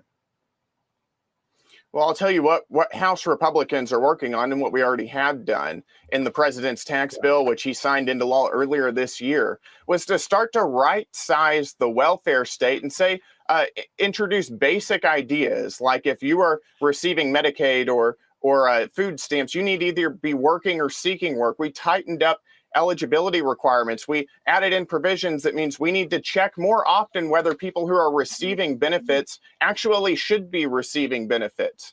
The reality is whenever you have fraud, especially on the scale that we're seeing here, that is money that is taken out of hardworking American taxpayers' wallets and put into the hands of criminals. That's absolutely grotesque. And that's stuff that we need to be laser focused on fixing right now. So President Trump is really incensed about this. He had very harsh words for the people who were involved in this, as well as some other members of the Somali community in Minnesota. This is what he said yesterday. Listen. We're going to go the wrong way if we keep taking in garbage into our country. Ilhan Omar is garbage. She's garbage. Her friends are garbage. Damn. These aren't people that work. These aren't people that say, let's go, come on, let's make this place great. These are people that do nothing but complain. Congressman, what do you make of what the president said there? Well, I think the president is pointing out a basic truth that we shouldn't be importing tens of thousands or more people from low trust. But all right, now we didn't spend a good time over here on the right side of media. Let's see what's going on over on the left, because there seemed to be a bit of panic. Supreme Court agrees to decide if Trump may end birthright citizenship. So the time is coming, the final decider, to see if these illegals' kids do count as American citizens. Or will that be revoked and we're out here deporting babies as well? Like, I mean, I ain't gonna like the look of it, but hey, that's what gotta happen. It's what gotta happen. So let's go ahead and get into it. Chief Supreme Court analyst Joan Biskupic, who is in the newsroom. What's happening, Joan? Supreme Court just this minute, Brianna, announced it's going to take up challenge to President Trump's order lifting birthright citizenship. You might remember on January 20th, his first day in office, he took his Sharpie pen and he said, this is a big one. And what he did was he tried to eliminate the automatic birthright citizenship that all Americans have had for more than a century. And what that does, it goes to the 14th Amendment of the Constitution that says, all persons born or naturalized in the United States and subject to the jurisdiction thereof are citizens of the United States. That means that anyone who's born here, Brianna, automatically becomes a U.S. No, it's that subjugated jurisdiction of. I mean, the jurisdiction of their parents. I mean, let's be real. They weren't born in America. They came here illegally. So shouldn't the subject of their jurisdiction be to their home country? I think that's the debatable part. And the problem is that we're talking about illegals, not legal, illegals, because the Supreme Court already decided what to do with legal immigrants' children. That's how people like me are able to be American citizens, because both my parents are legal citizens. They weren't born here, but they became legal citizens. Now, the Supreme Court already decided on that. What the Supreme Court never decided on, but has been a common practice of America, is when illegals come in here, have a kid, and their kid is seen as an American citizen. That's a debate that we need to have. Citizen.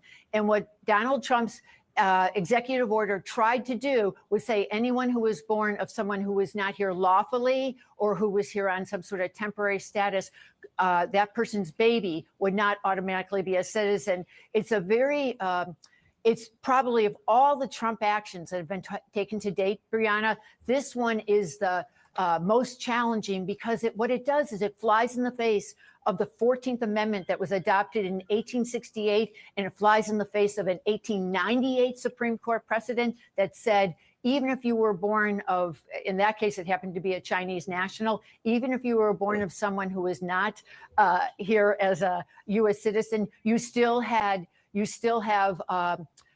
definitely still have citizenship here in the U.S., Brianna. And the court has not set exactly what the timetable will be for hearing oral arguments, but I imagine they would be in the spring with a decision by the end of June. Okay, so how would that play out? We would then just see the normal oral arguments. And I notice you're pointing at your ear, Joan. I think maybe you're having some. Now I can hear you. Now okay, you can hear me now. All right. So how would that play out? We would just be able to hear oral arguments and really get a sense of where the justices are. Oh, guys, let's make sure to double tap that screen, like the video, guys. Let's get more people in on conversation by double tapping that screen. And if you have any questions, comments, jokes, or disagreements, I'll be happy to look it up and read it out loud. Just $2 and up. Appreciate support. Or if you just want to support, just send a gift. Appreciate the support, guys. Are on this issue.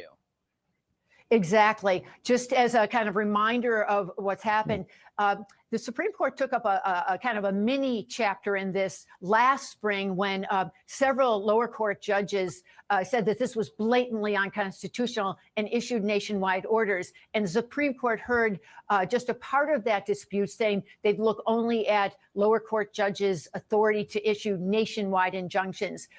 They rejected that. They rejected the lower court's action, but they never got to the merits. So what we'll do is we will hear early in 2026, you'll be able to hear, everybody in our audience will be able to hear, because these arguments will be live streamed on the Supreme Court audio, and hear the Trump Trump lawyers make their case for why Donald Trump should be able to roll back this automatic citizenship that has been with us, as I say, for more than a century. And the challengers are representing people. No, he's not rolling back anything. He's actually, well, he's solidifying an argument. I mean, is it okay to allow illegals to have anchor babies? If they're legal immigrants, we've already decided that. Supreme Court already decided that, you know, kids of legal immigrants are American citizens, you know, as long as they're born on the American soil.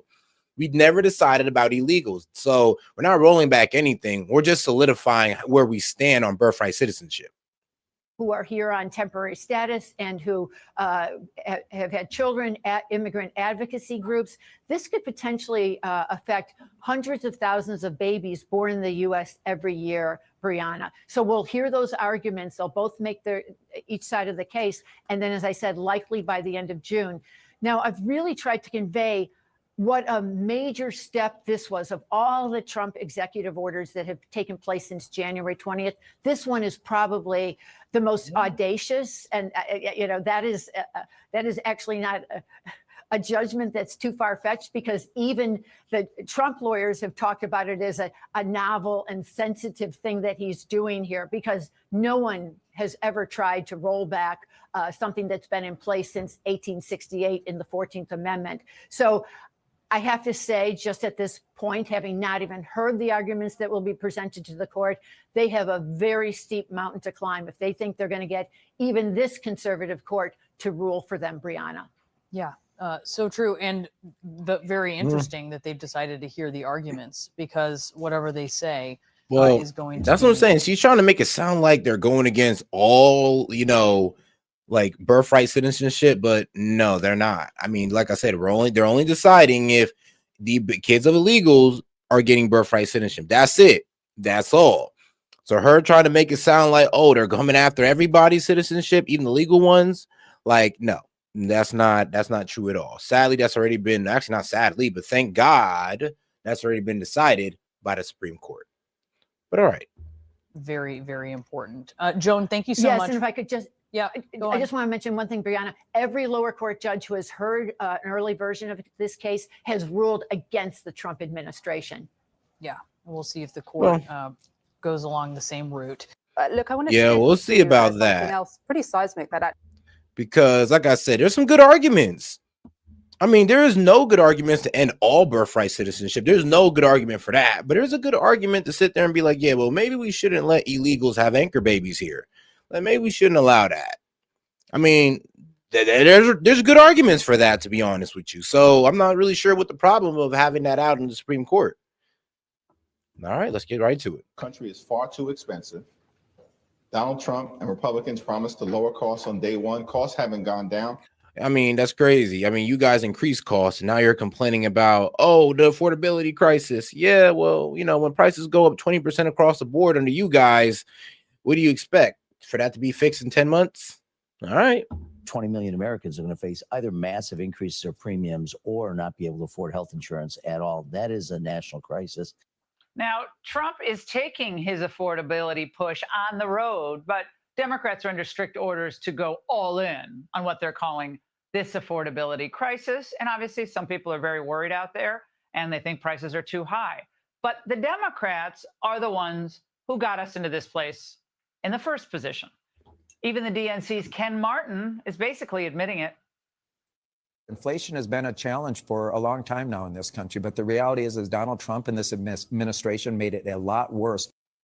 Oh, it made it worse. What is he talking about? He's read the charts on that. That's just stupid. Now, the economy is doing much better than it was under Biden. Trump's digging us out of a hole. It's very deep, but he's still not getting high marks on it. Americans are not feeling how good things are. And for them, prices are too high. And it's not just a perception. They are too high in too many cases. But Trump is doing everything he can to put more money in your pocket.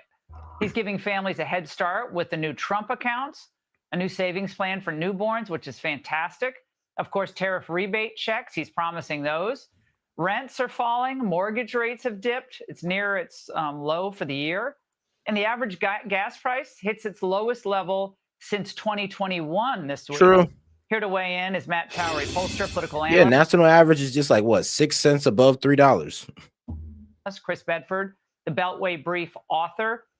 Now, Matt, the administration obviously knows things have improved in the areas where I just delineated, but they also know they have a public opinion problem here that has to be addressed because Americans still, enough of them at least, are not feeling the improvement. Yeah, because, well, I'm gonna be real with you. The really only way to outpace inflation is to raise wages. So if we're not focusing on things that are raising wages, then we're low-key going to be in this position. We got to gain back buying power. We lost 3,000 and we only gained about 1,200. So we got to figure out a way to regain that and have a surplus again of buying power. And the only way to do that is to what? Raise wages. Because the inflation, look, the price increase due to inflation, that's not going nowhere. We've only slowed the rate of the price increase due to bringing it down to about that 3%. So the price increase under Biden administration goes nowhere. To be quite honest with you, the only thing that happens, the only thing we can do to outpace it is to increase wages. So, no tax on tips, overtime, like increasing no tax on Social Security as well, increasing standard deviation on standard deduction on Social Security, those things like that to keep more money in our pocket. That's actually what's going to help us out of inflation. And then, of course, maybe getting the illegals out of here, creating more scarcity in the job market, thus raising wages. I mean, that helps out as well. What do you think about this show that they're taking on the road? Will it be a positive development for what they want to do next year? Well, I think the biggest thing is that President Trump is realizing that while things are improving, that people aren't necessarily feeling it. And he's smart enough to recognize it and get on the road, because when he goes on the road, he gets a lot of coverage, and that can help get past this biased media that is not reporting the progress the president's making. I want to note, though, Laura, we've been down this road before. You remember back when Ronald Reagan was serving in his first term, and boy, all they could do is talk about, remember the song that had this who elected this tired old king? Let's see, called him a king, talked about how the economy was terrible, trying to hang the Jimmy Carter economy on Ronald Reagan. Obviously, he turned that around. The question is, will Trump be able to do it in time for the midterms? And I just want to make one last point. You had on Robert Cahaly, a great colleague of mine in pollster, I think it was last night or the other night, and he said one thing. Where were the TV commercials during the great football games talking about how the cost of a Thanksgiving dinner was so much less this year? Where were the Republicans running those ads? Had they did that, and would they do that sort of thing, Donald Trump wouldn't have to sit that and wait like Ronald Reagan to see if things got better. He would have help. Trump's doing it. And I know, like, look, the Dems harping on affordability is dishonest as hell, because the fact that prices went up, skyrocketed under them, and then they're going to sit there and try to blame Trump for 10 months in office when prices were skyrocketing for pretty much, 3 to 4 years under them? Yeah, that's ridiculous. I'm sorry, we're not hearing it. And anybody who's being fair about their critique of Trump can also sit there and be like, yeah, I'm be honest with you, you can't really sit here and blame Trump for the affordability crisis when, well, it started under you guys. We've been talking about an affordability crisis before Trump came in office. Remember, actually, that's one of the main reasons why affordability was such an important thing in the election. Let's not forget that. He needs help. He can't do it alone. And I agree with you completely. And Chris, you think about all the people made so much money over the last year or two. A lot of people in the tech industry have made hundreds of millions of dollars. You can't just sprinkle money, into these elections and the presidential cycles. You have to invest in messaging. You have to invest in the substantive arguments that can be made in a really cool way on internet ads, obviously social media, which is key, and cable, radio, so forth. That has to be a regular thing, not a once every 4 year, I'll dip my toe into the pond. It does. And I'm glad also the president seems to be taking this more seriously as an electoral issue, because while you can, exactly right, point to gas prices, mortgage prices, rent prices, prices of eggs, Thanksgiving as declining compared to the incredible highs they've been. If you're a family right now who's planning their Thanksgiving, their Christmas dinner, or you're somebody just went through Thanksgiving, or you're trying to buy presents for your kids, they are more expensive than they were in previous years. You're having to penny pinch more than you used to with car repairs. Every aspect of American life seems to be becoming more difficult to afford. Going out to dinner, going to a local pub and getting an appetizer and 2 pints is going to be $70 in a lot of different cities, especially around Washington, D.C. And that's something that people aren't hearing. And the president's been looking at the statistics previously and said, what is this issue? This is a hoax. The Democrats are pushing this. But the folks who are suffering, they need to actually see him taking it seriously, addressing it, talking about it. Not a 50-year mortgage, not 50 years of servitude to a bank, but other actual aspects of this. And a lot of this is going to end up having to do with Congress, because huge amounts of the carve-outs that we have given to corporations versus homeowners, et cetera, aren't just aspects of the market. They're decisions and privileges that have been given by our lawmakers that have allowed a lot of small people to get priced out of the modern American economy and the American dream, to cause it become more difficult for young people to buy homes. And they have to focus on that as well. Well, I got to say, just in closing, and very quickly, Matt, Jerome Powell has done an enormous amount of damage to the U.S. economy. With where inflation still is, those rates should have been brought down starting really in the summer and continuing through the end of this year. He held back when he lowered them before the election last year, when you could have made the argument There's this chart that I need to show you guys, okay? This chart I got to show you. So look at this chart right here. You remember this chart? The average past due utility bills are at an all-time high, and how they were trying to blame Trump for, like, this increase right here. Remember that? But then they forget to tell you how they let that mug skyrocket all through Biden, like 2021, and just watch it all skyrocket upwards, just fly upwards, and then boom. So they were trying to blame Trump for all of this because this is where we're at right now, of the average past due being about $789. I mean, your average American.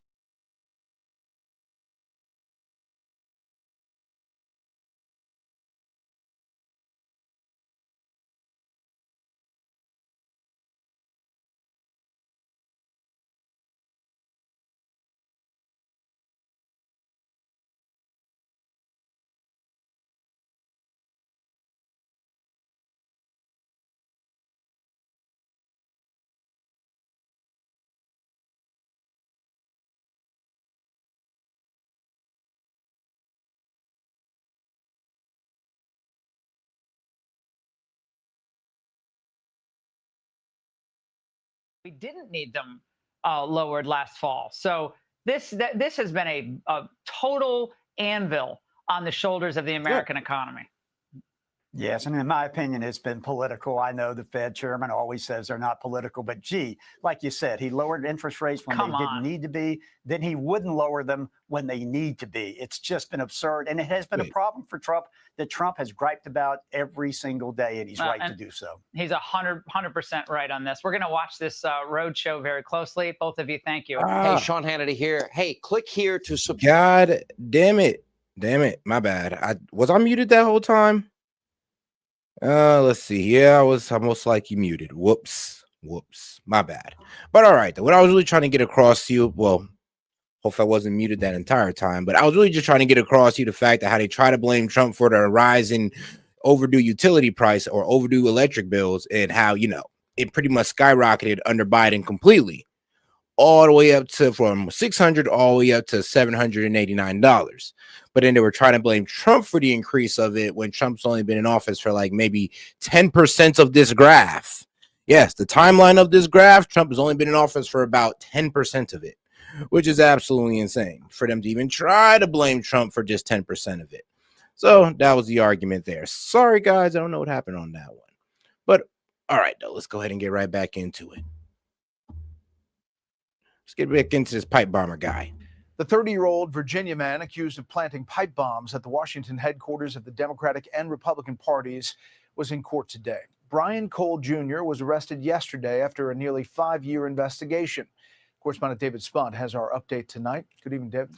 Brett, a quick court appearance this afternoon for Brian Cole Jr., telling a judge he understood the criminal charges against him. We learned from the hearing that Cole spoke to law enforcement for more than 4 hours yesterday, just hours after his arrest. In court, members of his family shouted, "We love you." Multiple sources briefed say he admitted to planting the bombs and expressed doubts about the 2020 presidential election results. That is significant, Brett, because both explosive devices were placed on January 5th, 2021, the night before the Capitol riot, the day Joe Biden was certified as the winner of the 2020 election.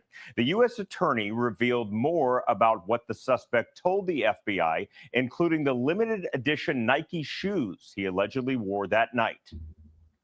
He told us that he had those sneakers and that he got rid of them after he placed the pipe bombs. We reached out to his attorney for comment to that, did not hear back. 1 month from today, Brett, will mark 5 years, half a decade since these pipe bombs were placed outside both the DNC and RNC headquarters in Washington. Cole is charged with transporting an explosive device and interstate commerce, as well as the attempted malicious destruction by means of explosive materials. More charges are possible. The FBI went back through the original evidence and discovered Cole's cell phone was allegedly in the area of the RNC and DNC the night of the crime. Investigators say credit card receipts show Cole purchased bomb-making materials. The 2 pipe bombs did not detonate, but could have. Investigators tell Fox if convicted, he could face up to 20 years behind bars. He will be in court for a detention hearing December 15th. Brett? All right, David, thank you. Click here to subscribe to the Fox News YouTube page to catch. I remember what's so funny about this guy is that, like I said, he was, remember that, what was it? The crime was committed on January 6, 2021, but for some reason, we're just now catching him in 2025, and we've had all this evidence on hand for some reason, and we just refuse to go out there and get him. This was all under Biden. And here's the thing, it's kind of surprising that they didn't go out there and get him because, well, he said that he was doing this, 1, because he believed that the election was stolen, and maybe 2, because he's crazy. That's also in there as well. But all right. Trump is launching plans to sell his economic agenda ahead of the big midterms elections, focusing on what else? Affordability. The White House already touting that gas prices have now hit a 4-year low and spending power is up. White House advisor Kevin. You know, just to be a dick, just to make this guy look dumb. Look at this chart right here, so you can understand like how bad Biden low-key effed up. This is how bad Biden effed up right here. So I can front screen it for some of you guys. Now, this is the cumulative consumer price index. So yes, the consumer price index price increase by category, Trump versus Biden. And we're talking about Trump's first term compared to Biden's second term, right? So if we go ahead and look at it, overall CPI increased over 20% across the board, along with the money supply under Biden. So everything went up under Biden, and there was only a slight price increase under Trump. The only thing that Biden did better than Trump on when it came to increasing the price was, well, medical care. Other than that, yeah, the affordability crisis you're seeing right now is mainly due to our guy Biden. Sorry, that's just the fact of the matter. I mean, you could ignore it, and that's perfectly fine, but I mean, hey, it is what it is. All right, now let's go ahead and get right back to the show. Kevin Hassett says relief is coming. It's coming in 2026, all thanks to President Trump's efforts. We understand that, like, if a typical person buying a home saw their monthly mortgage payment go up by more than $1,000, grocery prices, a typical family's grocery bag went from about $400 to $525 a month. And so all that happened under Joe Biden. And now we're getting inflation under control. We're getting wage growth to grow again. People's spending power is up about $1,200 so far this year after dropping $3,000 under Joe Biden. It's going to take a little bit more time to get the hole that Biden dug to be completely filled, but we're going to do it. We're highly confident we're going to do it. All right, snowy day at the White House yet again today. Alexander Hoff is there live to bring us more. Alex, good morning to you. Hello. Good morning to Bill. Yeah, so administration officials, as you heard right there, they've been doing their best to try and convey that the economic seeds that President Trump has been planting take time to bear fruit. But economic policy, it is naturally complicated. The president is a natural communicator, so he is seen as the best equipped to take his messaging face to face to the American people.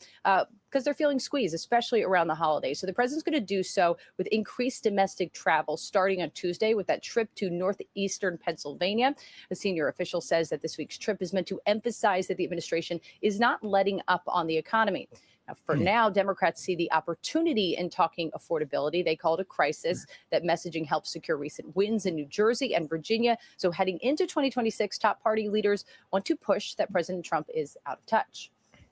All right. He is in such an effing bubble that he doesn't even know what average people go through. He's a billionaire. He doesn't worry about paying for groceries. I don't know if he's ever been in a grocery store.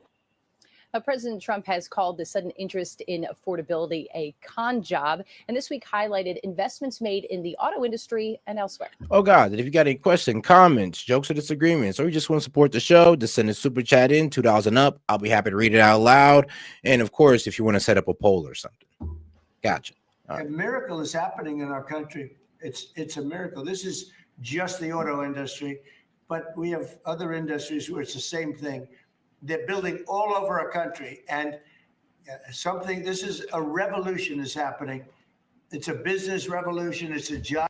Hey, and shout out to my man Josh for joining the membership. Hey guys, make sure to email me so I can go ahead and give you guys that Discord link to get you guys into the Discord. Appreciate the support, guys. Jobs revolution. Good news for the president. Investors, they're feeling hopeful that a rate cut is in store when the Federal Reserve meets next week. Send it back to you. All right. Good shot. Alex, thank you. From the White House, North Lawn. Looking good. Thank you. Aisha? Okay, for more on then, let's bring in Lara Trump, host of My View. Lara, good morning to you. I thought the president did such a nice job on the campaign trail last year, tying inflation to the previous administration, and voters bought it because it was true. But then the president got busy. There were wars to end. There were other things going on his plate, and the Democrats have tried to steal this issue. This is the House Minority Leader, Hakeem Jeffries, slamming the president over affordability. We haven't heard anything from Donald Trump. Apparently, he doesn't believe that there's an affordability crisis in the country. Like, it's unconstructive for him to conclude that it's a scam and a Democratic hoax. The American people know it's not a scam. It's not a hoax. I mean, it is kind of funny how, Chuck Schumer calling, these guys out of touch. I'm like, bro, you kind of grew up in the same type of environment as these guys. Like, most of these Dems and Republicans kind of grew up rich. I mean, of course, there are exceptions out there, but I mean, come on now. Most of y'all grew up in that same bubble that Trump grew up in. So I don't know why y'all playing crazy. Very real. How does he prevent them from stealing this? How does he own this ahead of the midterms? Well, Donald Trump is his own best communicator. He's his own best mouthpiece from the White House perspective. And you're right. He was masterful on the campaign trail because he does communicate directly with the people of this country. But unlike the previous president, who either ignored problems, Aisha, or made them worse, as in inflation, as we're talking about right now, and the affordability crisis that hit Americans hard, this president faces it dead on and actually tackles it. And that's what you've seen him do since he got into office. And yes, there's been a lot to do. He's tried to bring peace around the world. He's tried to secure our border and get, illegal criminals out of our country. And obviously, one of the big pieces of that is making America's economy great again and bringing affordability back. But it doesn't happen overnight. So he has planted those seeds, and he has to talk to the American people about where they are going to feel it and when they are going to feel it. But look, all of the indicators are heading in the right direction. You see that month after month, the job growth in this country tends to outpace what the experts have even predicted. Core inflation is down to the lowest point since it was under President Trump first term in office. It's around 2.1%, and we've seen the economy grow at about 3%. So he needs to go out, he needs to talk to the people of this country and not allow the Democrats to run with this. It actually takes action, but it also takes communication, and that's what this president is excellent at. And I think we're going to hear a lot more from him on that front. I hope Laura, so. It's going to be an interesting trip in North Houston. I hope so, because y'all got 6 months to focus on it. Y'all will lose the midterms. Like, if they don't focus on affordability, that's their ass. Because to be quite honest with you, the Dems ploy to start talking about affordability as dishonest and sleazy as it is, it's a really good strategy. I mean, why not? Why not poke at the situation that they created and try to spin it as if it's or if it's Trump's fault? I mean, they're doing a brilliant job of spinning it that way. So hey, it's best that Trump tackles it. I mean, to be honest, we really shouldn't have to poke my man at the side to tackle affordability anyway, but hey, here we are. With the Trump administration's drastic changes to U.S. national security strategy and its very role in the world. The document, which lays out U.S. foreign policy priorities, sounds a clear retreat, stating, quote, the days of the U.S. propping up the entire world order like Atlas are over. The message to U.S. allies is that I mean, don't say that, because that means NATO and the rest of them is cooked, because they kind of depend on us to back them up in order for them to kind of throw their weight around. they, quote, must assume primary responsibility for their regions and contribute far more to our collective defense. One might say that means you, NATO, and Japan, and South Korea, and others. The American priorities in Ukraine now are to end the war fast and to make nice with Moscow, to, quote, reestablish strategic stability with Russia. Take note, for Israel and Saudi. Hey, nah, they about to have, bro. Look, bro, I ain't gonna lie. Europe is about to lose their shit. NATO is about to lose their shit. Actually, I can see them pretty much trying to condemn us for this one, because they're pretty much saying reestablish strategic stability with Russia, which is honestly a good idea, and it would open a lot of economic opportunity for us. So as much as I don't like the way Russia's ran, I mean, you know, considering its value to America is up there. It's trillions of dollars in value that Russia can be to us. So I'm all for it. Now, the U.S. will no longer prioritize the Middle East. Boy, man, we should have been did that. I mean, man, like, we just saved trillions of dollars and I ain't gonna lie, hundreds of thousands of lives. We'd have never really got involved in the Middle East and then prioritize it so much. Arabia and others, the document says that America's reasons for focusing on the Middle East will recede. That's quite a change. And in an attempt to impose a MAGA agenda on Europe, the Trump administration warns Europe it must sharply reduce immigration or face, quote, civilizational erasure due to migration from non-European countries. Joining me now is General Wesley Clark. He is the former NATO Supreme Allied Commander. And General Clark, I imagine your eyes were bulging to some degree as you read this document here. This guy, Wesley Clark. Now, if you don't know Wesley Clark, he was a guy in that one video that, you know what, I'm gonna find it for you, because this guy, Wesley Clark, is absolutely hilarious. Because this guy pretends like he ain't never said like this right here. Let me see. Is this a video? Ah, yes, it is. You know, let's take a time back. Let's go back in time to when this man, Wesley Clark, had this interview right here. Right here. Let's take a trip down memory lane. This Wesley Clark. Because this is one of the main reasons why I'm also agreeing we need to stay out the Middle East, because it didn't really help us out. 10 days after 9/11, I went through the Pentagon and I saw Secretary Rumsfeld and Deputy Secretary Wolfowitz. I went downstairs just to say hello to some of the people on the Joint Staff who used to work for me. And one of the generals called me in. He said, "Sir, you got to come in. You got to come in and talk to me a second." I said, "Well, you're too busy." He said, No. He says, "We've made the decision. We're going to war with Iraq." This was on or about the 20th of September. I said, "We're going to war with Iraq. Why?" He said, "I don't know." He said, "I guess they don't know what else to do." So I said, "Well, did they find some information connecting Saddam to Al Qaeda?" He said, No. He says, "There's nothing new that way. They just made the decision to go to war with Iraq." He said, Yeah, that war on terrorism, it was absolutely ridiculous. Like, because like I said, the attack came from one country, but then we took it out on like 5. Guess it's like we don't know what to do about terrorists, but we've got a good military and we can take down governments. And he said, "I guess if the only tool you have is a hammer, every problem has to look like a nail." So I came back to see him a few weeks later. And by that time we were bombing in Afghanistan. I said, "Are we still going to war with Iraq?" And he said, "Oh, it's worse than that."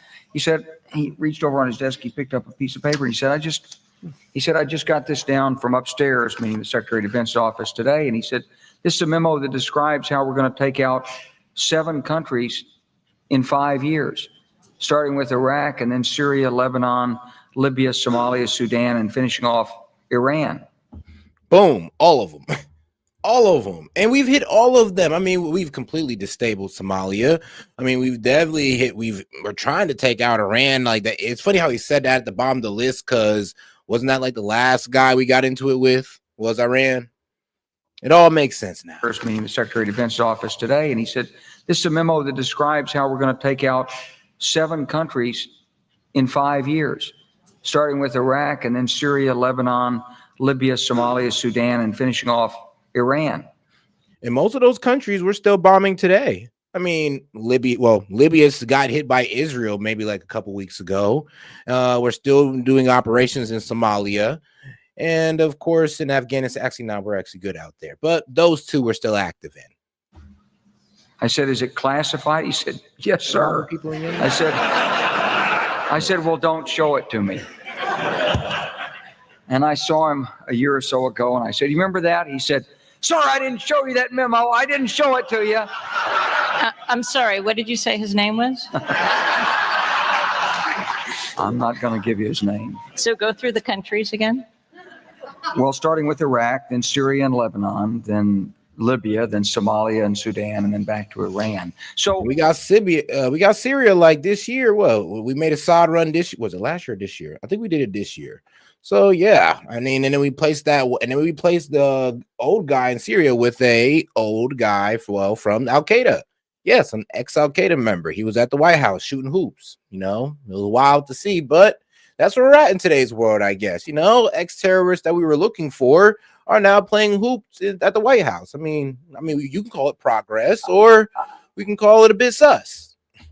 When you look at Iran, you say, is it a replay? It's not exactly a replay, but here's the truth, that Iran from the beginning has seen that the presence of the United States in Iraq was a threat.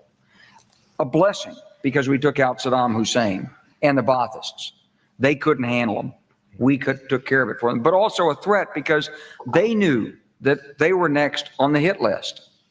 And so, of course, they got engaged. They lost 1 million people during the war with Iraq. And they've got a long and unprotectable, unsecurable border. So it was in their vital interest to be deeply involved inside Iraq. They tolerated our attacks on the Baathists. They were happy we captured Saddam Hussein, but they're building up their own network of influence, and to cement it, they occasionally give some military assistance and training and advice, either directly or indirectly, to both the insurgents and to the militias. Yep. And I mean, that's what we did in Afghanistan. We did it in Somalia, Syria. I mean, shoot, you can name a lot of them. We do it all the time.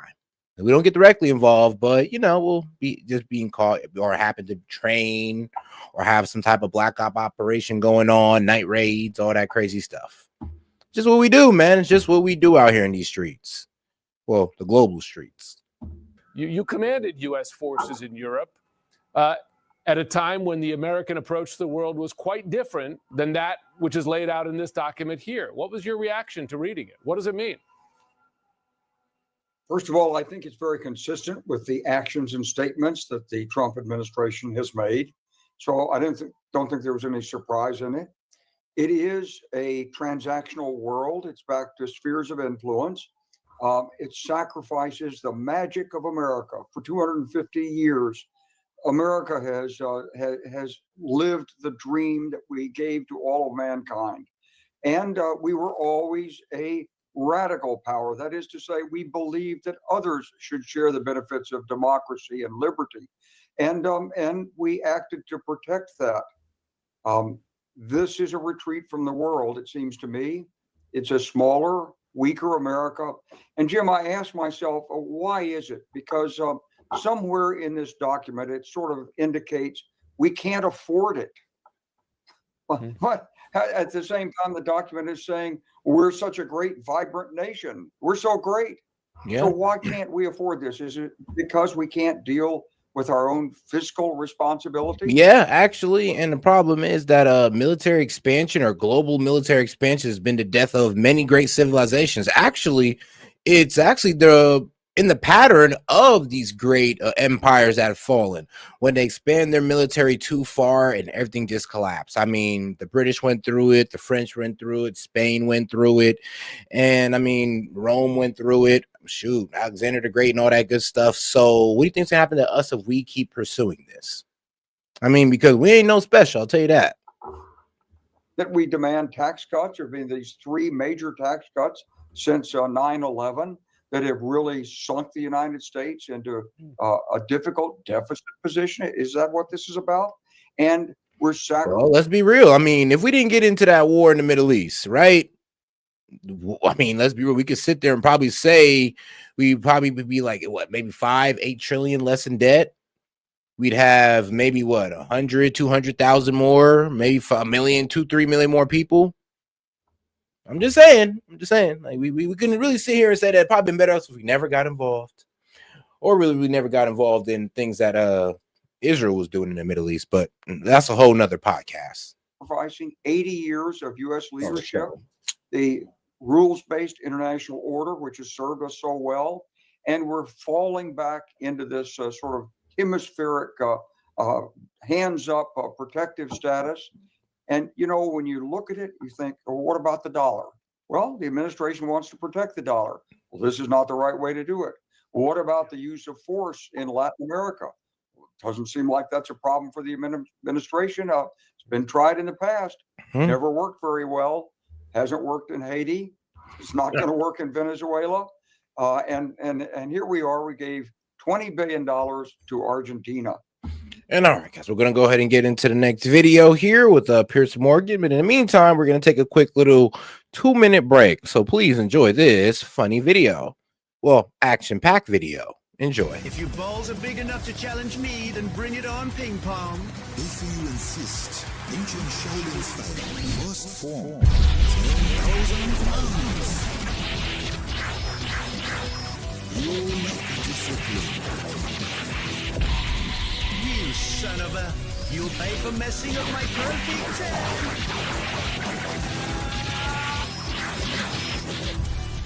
Ancient Shaolin style second form.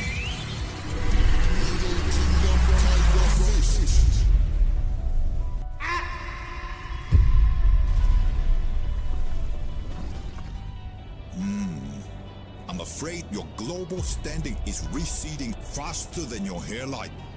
Hey, nobody talks about my hair. Nobody! So he has finally decided to release his ultra ego. Super sanction. In that case, I will use Great Wall of China.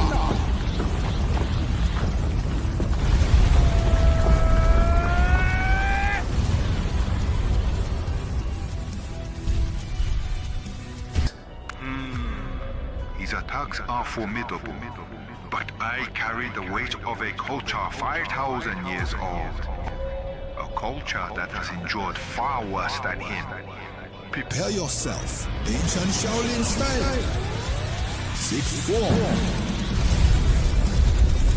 Nanny. Mandate of heaven. Global domain. Expansion. How is this possible? It is inevitable.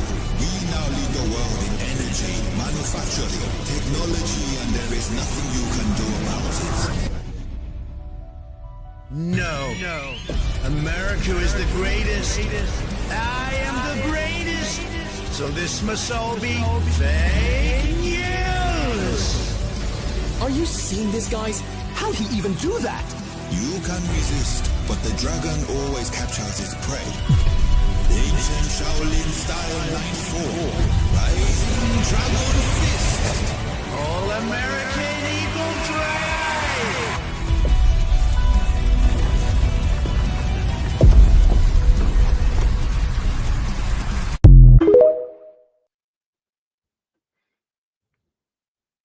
I carried the weight of 5,000 years of Chinese culture. That was a badass line. I'll give it to him. But all right, guys, let's go ahead and get right into it. Skip, don't stop. For 2 years, she's flooded her platform with one-size children, and when it comes to Israeli children, she offers crumbs. If that isn't humanitarian, is selective empathy. If you're going to be a children's entertainer, you shouldn't have somebody on your show who glorifies the murder of 38 Israeli children. Miss Rachel is an American. God bless her.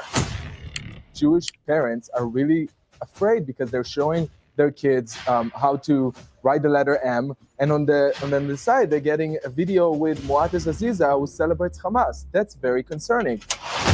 It's very hard to not conclude that you were anti-Semitic. It's reaction to the genocide. You couldn't bear it anymore. No, it's just cold-blooded murder. That's what it is. I agree, it's murder. Okay, obviously. so then he's a terrorist, then, right? No, he's not a terrorist. What is he? He's a murderer. Reacting to the genocide. Yeah, sure, he's a murderer. It's that special time of year again. Nominees are making their case and rehearsing their speeches. Everyone's having their say on who should get the top prize. Anti-Semite of the Year began 6 years ago as what seemed to be a well-meaning campaign to highlight prominent people who had done or said things which were anti-Semitic. But I'm not alone in noticing that the entry criteria fixed by the Stop Anti-Semitism Advocacy Group has expanded to pretty much anyone who criticizes the Israeli government. This year's shortlist includes a couple of people who have peddled genuine anti-Semitic tropes, and a lot of people, including Cenk Uygur, Anna Kasparian, and Tucker Carlson, who, to my knowledge, have not. Really? No, when I've seen this list, I'm not even going to lie to you, I was really surprised. I honestly think that, one, Stu Peters should be number one. Tucker Carlson has not even went as hard. Honestly, he's only number one because he's the most well-known. Miss Rachel, I mean, bro, she makes content for kids. What the fuck? This guy, okay, this guy's actually anti-Semitic. I'll be right. Actually, he's just actually a retard. This lady, I don't know who the hell she is. Bryson Mitchell, he's just a UFC fighter. I mean, get over yourselves. I don't know who the hell this lady Cynthia is. Cenk, come on now. He just criticizes Israel. Anna, same realm. Come on now. But Stu actually deserves to be number one. Y'all playing my man Stu Peters. Do I need to play this man's documentary? He made I ain't gonna lie, you could damn near say his documentary was borderline anti-Semitic. I'll give you that one. But what? Tucker Carlson, man, no. But there's one name getting all the award season buzz this year. Dinosaur eggs. Days of the week. Yeah. Can you help me teach them to stomp? What a special day. We're so smart.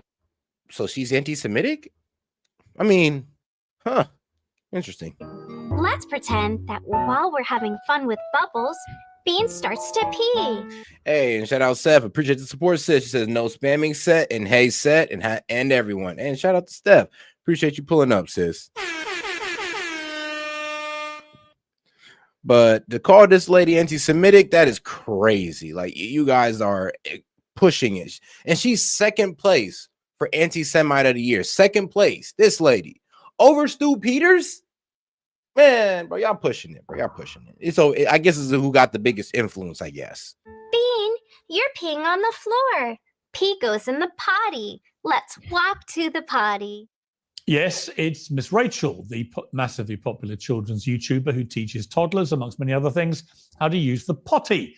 Critics say she belongs on the list because she's used her enormous platform to advance Hamas propaganda. She posted this video featuring one of her most popular. Facts. So, hey, look, man, if you want to make some real money on YouTube, do a kids channel. If you are out there, you got an idea for a kids channel, put it on YouTube. Take it seriously, put it on YouTube, because, man, that's probably like the highest paid niche on YouTube is the kids channel. I mean, they get millions upon millions of views, and that's what Miss Rachel, I think she got like 13 million subscribers, so she's making that money over there, okay, man? She's doing quite well. Songs to highlight a 3-year-old Gazan refugee who lost her legs in an Israeli airstrike. Wake up, little bunnies! Skip, little bunnies, skip, skip, skip. Skip, little bunnies, skip, skip, skip. Skip, little bunnies, skip, skip, That's heartbreaking. skip, can't stop. Glenn Greenwald, who is Jewish, posted yesterday, most people now see that anti-Semitism has no operational meaning beyond one who criticizes Israel. But having Miss Rachel win will make that clearer, even for the few who don't yet see it. Her crime is speaking sympathetically of Gazan children. Vote Miss Rachel. But does he have a point? Joining me to debate this, a 2025 Anti-Semite of the Year nominee, alongside Miss Rachel, Anna Kasparian, who's also the executive producer and host of The Young Turks. Jake Donnelly, aka the Red, White, and Blue Jew. Hen Mazik, Israeli influencer and author. So welcome to all of you. All right, let's start with you, Anna Kasparian. You're on the list. You've been nominated. How do you feel about that? I feel fine about it because obviously the list is not one that actually contains real anti-Semites. It's a list that contains individuals who are sometimes very aggressively critical of a foreign country's government, and that would be the country that's currently. Like, this whole list most likely needs to be flipped. I guarantee you the guys at the bottom are more critical about Jewish people, like Stu Peters, like, bro.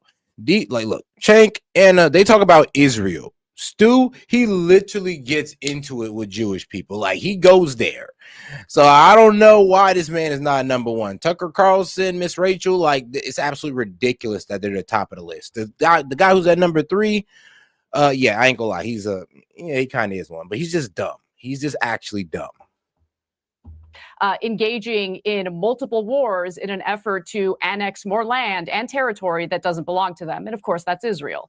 And if anyone's under the impression that putting me on lists is going to dissuade me from speaking the truth about what's going on in the Middle East, they'd sadly be mistaken. And I know a little information about the grotesque woman behind Stop Anti-Semitism, which we can talk about a little bit if you'd like. But I feel fine about being included in that list. And Miss Rachel is a national treasure. Well, let's come to the case against her before I go to my other panelists. The Stop Anti-Semitism citation for Miss Rachel's nomination states since earlier this year, Miss Rachel has published Hamas propaganda to millions, sharing debunked images, inflated casualty claims, and almost entirely ignoring Israeli child victims. My point to you, Jake Donnelly, she's entitled, if she wants, to give more attention to kids in Gaza than Israeli kids. If she completely ignored what has happened to Israeli children, that's one thing. But if she's acknowledged it, but chosen to give more of her time to Gazan children, that doesn't make her anti-Semitic. No, it doesn't. And first up, Pierce, thank you so much for having me on. I really do appreciate the opportunity to speak about this. What makes her anti-Semitic is her relationship with Motez Azaza. Because if you're going to be a children's entertainer, you shouldn't have somebody on your show who glorifies the murder of 38 Israeli children. That doesn't make any sense to me. And any parent that puts their child in front of somebody like that so that she can push her propaganda, use fake AI imagery in order to do so, and to continue to just publish everywhere the Hamas-run numbers, 14,000 imminent starving children. I've yet to see where any of those are. Yeah, that is what makes you an anti-Semite. So it's not necessarily the one-sided stuff that she does, but when you go and you talk about all of the children, well, okay, why don't you talk about the 12 children that were murdered by Hezbollah, the Druze children who are simply playing soccer? She says that she cares about all of the children, but I don't see that. In fact, I see what she's doing as a political game, and I'd rather call this. All right, now this is the wildest case about whataboutism. Is crazy. So you're pretty much saying she's anti-Semitic for highlighting the death of Palestinian children, but you're mad that she's not highlighting the death of, well, the 38 Israeli children. Like I said, it's like, bro, children dying is the worst. Like, there is no, like, one over the other. The problem is, though, is that, yeah, everybody sat there and condemned the 38 children that died. But when you're sitting there and you're kind of realizing that we're talking about 38 Israeli children, and you're getting mad that we're not mentioning them because we're talking about the hundreds of thousands Palestinian children that died, that's a bit petty, bro. I ain't gonna lie, it's a bit petty to sit there and be like, well, why don't you want to talk about these children? I mean, well, not to be a dick, but because one is dying in higher numbers. Is that wrong to say? Stuff out in 1933, then call it out in November 1938. And that's what I'm seeing. And okay, that's and also to be clear then, all right, well. But to be clear, if that is your criteria, is that she shows selective empathy, and we'll come to the issue of Motaz Azaza in a moment. But if that's your criteria, should we then apply the same criteria to any pro-Israeli commentator on social media or on the airways, wherever it may be, who has shown selective empathy towards a part of Israeli children, but never addressed the plight of Palestinian children? Are they? I think are they Islamophobic? I think those were two different questions. So for somebody like me, let's just take my case. You will see on my actual X page that I am constantly republishing, reposting, and commenting on the Center for Peace Communications, which are the people who are pushing the Palestinians that are against both Hamas as well as the Palestinian Authority. So when it comes to people who are acting entirely one-sided, I like where the answer is going, but that didn't answer Pierce's question. Is that like, yo, there are a lot of people like Randy Fine who was out there saying F those children. He don't care. There's no innocent Palestinian. So that's pretty much saying he don't care about the dead children. Would you condemn somebody like that? I mean, it's as simple as just to say that, yeah, I will go out there and I will say it is wrong for what's happening to these Palestinian children. Just like, it'd be right to go out there and say it's wrong for Israeli children to die. It's just wrong for any race of children to die. Can we all agree to that? All right. As the Palestinian Authority. So when it comes to people who are acting entirely one-sided, I don't want any of that. We have Anna here, and actually, from my opinion, Anna's not the worst of the worst by any stretch of the imagination. But do you believe she's anti-Semitic? No, I do not. I do not believe that Anna is anti-Semitic. Okay. I think that she can sometimes be easily manipulated and push the same Hamas-run Ministry of Health numbers. And out of interest, Jay. And Jay, before Anna, I'll come to Anna. I'll let you respond. Let's talk about data. No. I get to respond to that. Let's talk about data from the IDF, the IDF's internal data. I don't read American media on what's happening in the Middle East. I actually like to read Israeli media because they're super honest, and I really appreciate their honesty. So Israeli papers got a hold of the IDF's internal data in regard to civilian casualties in Gaza. And their own data indicates 83% of people slaughtered in Gaza, 83% are civilians. Israel, the IDF, just shot and killed. Stop, don't interrupt me. IDF just shot and killed an 8-year-old and an 11-year-old in Gaza, claiming that they had crossed the yellow line when no such thing happened. And they tried to make it seem as though an 8-year-old and an 11-year-old are literal militants deserving of the type of slaughter they were met with. Okay, listen, I am not going to sit here and just stomach the ridiculous propaganda and lies that keeps getting regurgitated over and over and over again. You guys have to find better talking points. You really do, because these have been debunked over and over again on this show, and they will continue to be debunked on this show, on my show. Americans aren't stupid. They see what's happening. The evidence is abundantly clear. What's amazing to me is the dehumanization of every human life that isn't Israeli or isn't in favor of what that disgusting genocidal government is up to. Okay, look, we've had some tech issues, Jake, with your signal, so we're trying to fix that. Let me get a hen, Mazzy. Divine intervention must be. Let me just go ahead and, all right, so. Now, the short answer to that claim is, if you're wondering, so it said, is there any links that, point to that Israel's taking out mostly citizens? And yes, there is an Israeli-based investigation using internal IDF intelligence data that implies most people killed in Gaza were civilians, about 83%. No, Israel did not publicly publish a nice glossy "we killed mostly civilians" report, but the info does come from leaked into internal data and Israeli media reporting, not an official public confession. So let's not get it twisted, guys. Of course, they're not just going to publicly confess it. Now, let's see here. We're talking about in August 2025, a joint investigation by Plus 972 magazine, an Israeli-Palestinian outlet. Local Call is a Hebrew sister site, and of course, American-based The Guardian. And now they said they obtained a classified Israeli military intelligence database.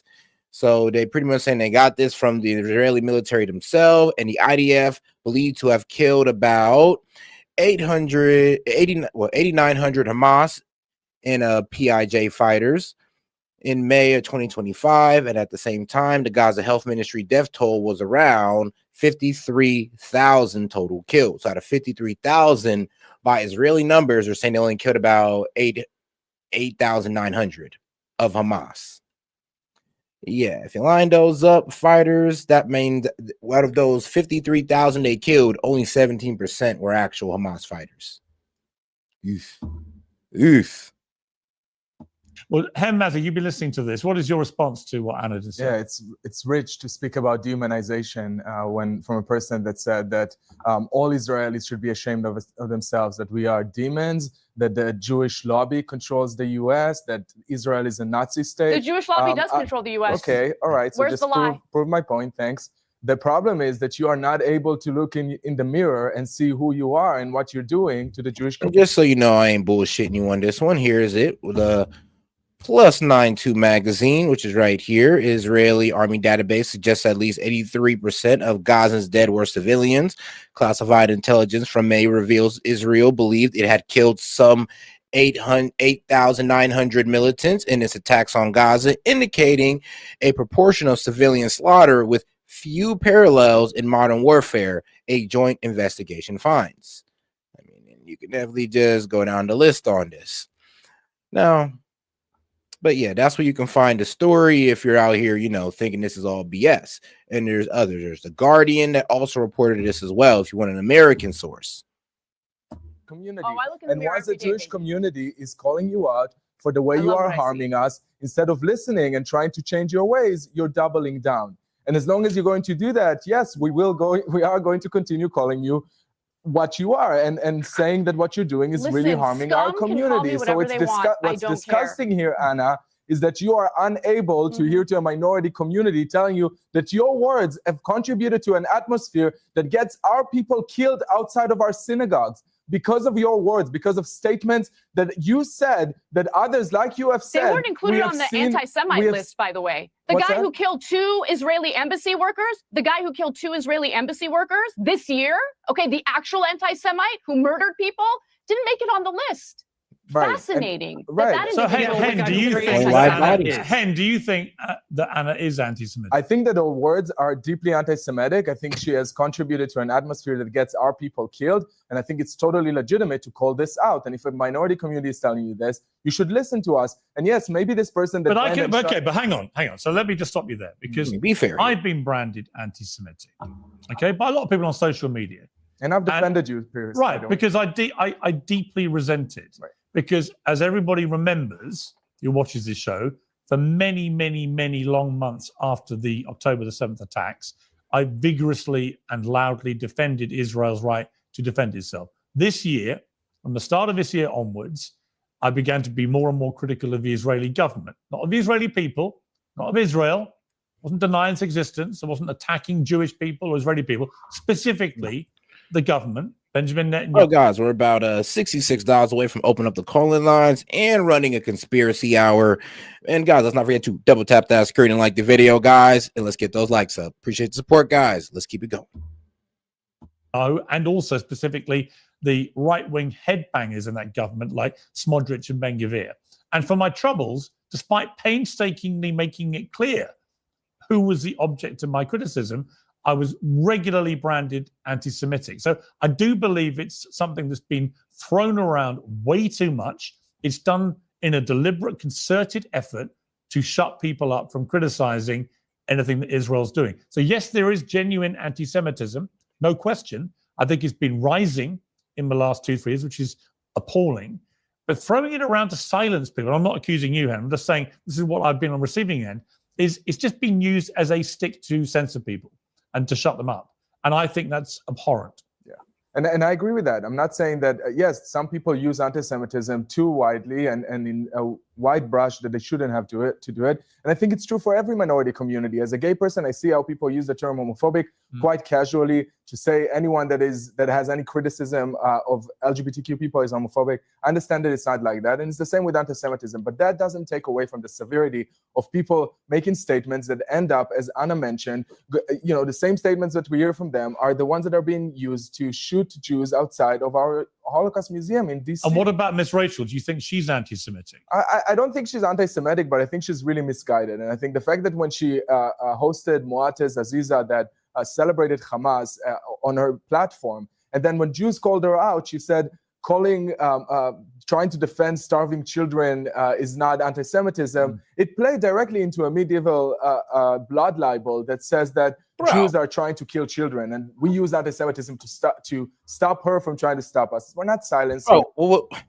What is the accusations that of Jews killing or drinking Christian blood or killing children that go back from what, like Spain or England, all the way back in like what, the 1200s, 1400s? What does that have to do with today?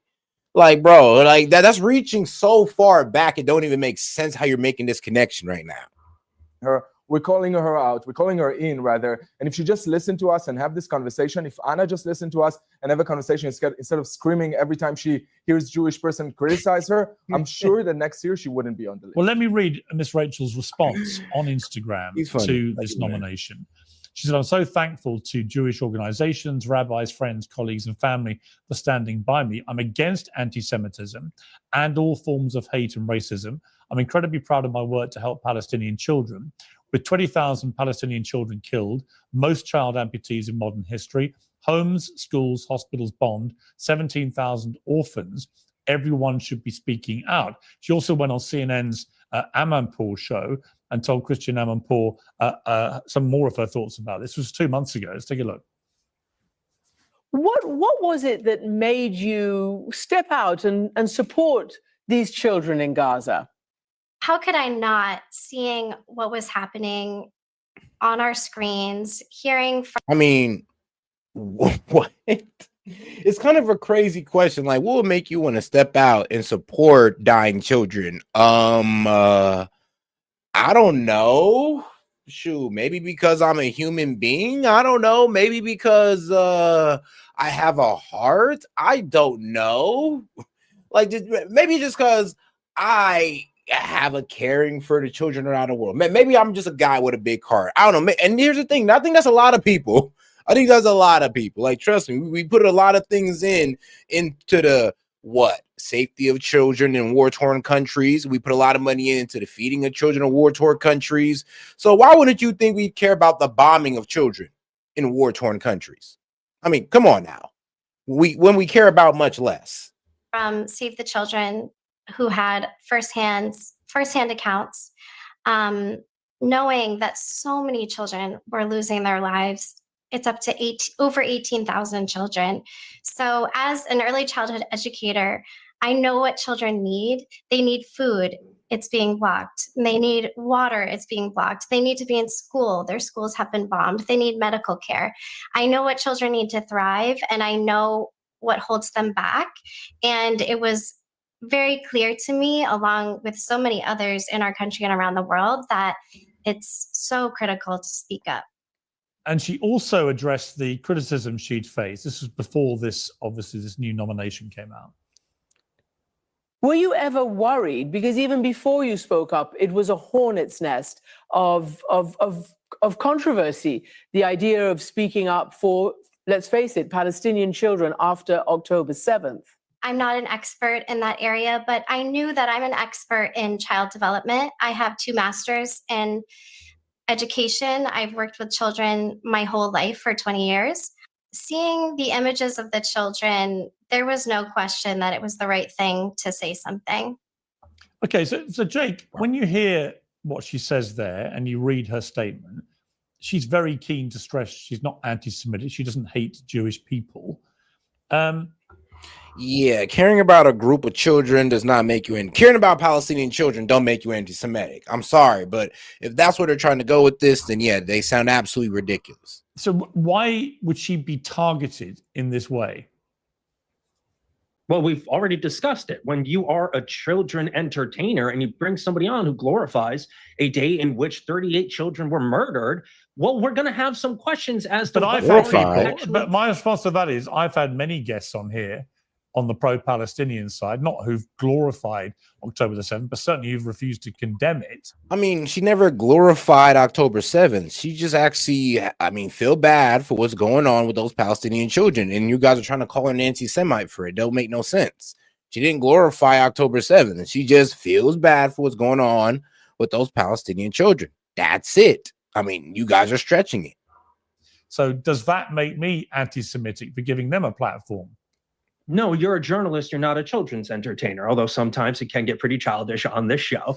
But that's not the case here. And if we're talking about anti-Semitism and what actually constitutes anti-Semitism, we already have something on this show where Anna says that 83%, that's just those who were identified. That is a misleading statistic. And either Anna, you know No, it's not. how to read 83% of those slaughtered in Gaza were identified as civilians by the were IDF. identified. So you're not You reading can't the spin it. statistic correctly. So No. do you either know how to read 83% were statistics identified as correctly, civilians by the or are you IDF. Yeah, like, bro, you can't spin that.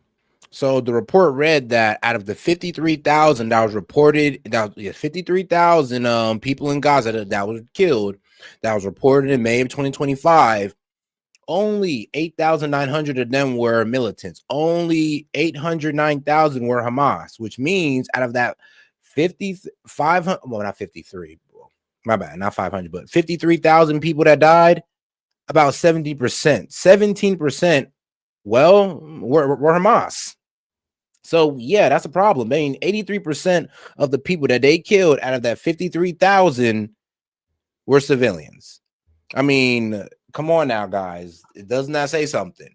And that's the thing. That's what and they got this from Israeli intelligence. This is coming from Israeli news sites. This is coming from Palestinian news outlets. I mean, mixed in with Israeli news outlets. And then, of course, they got us with the Guardian.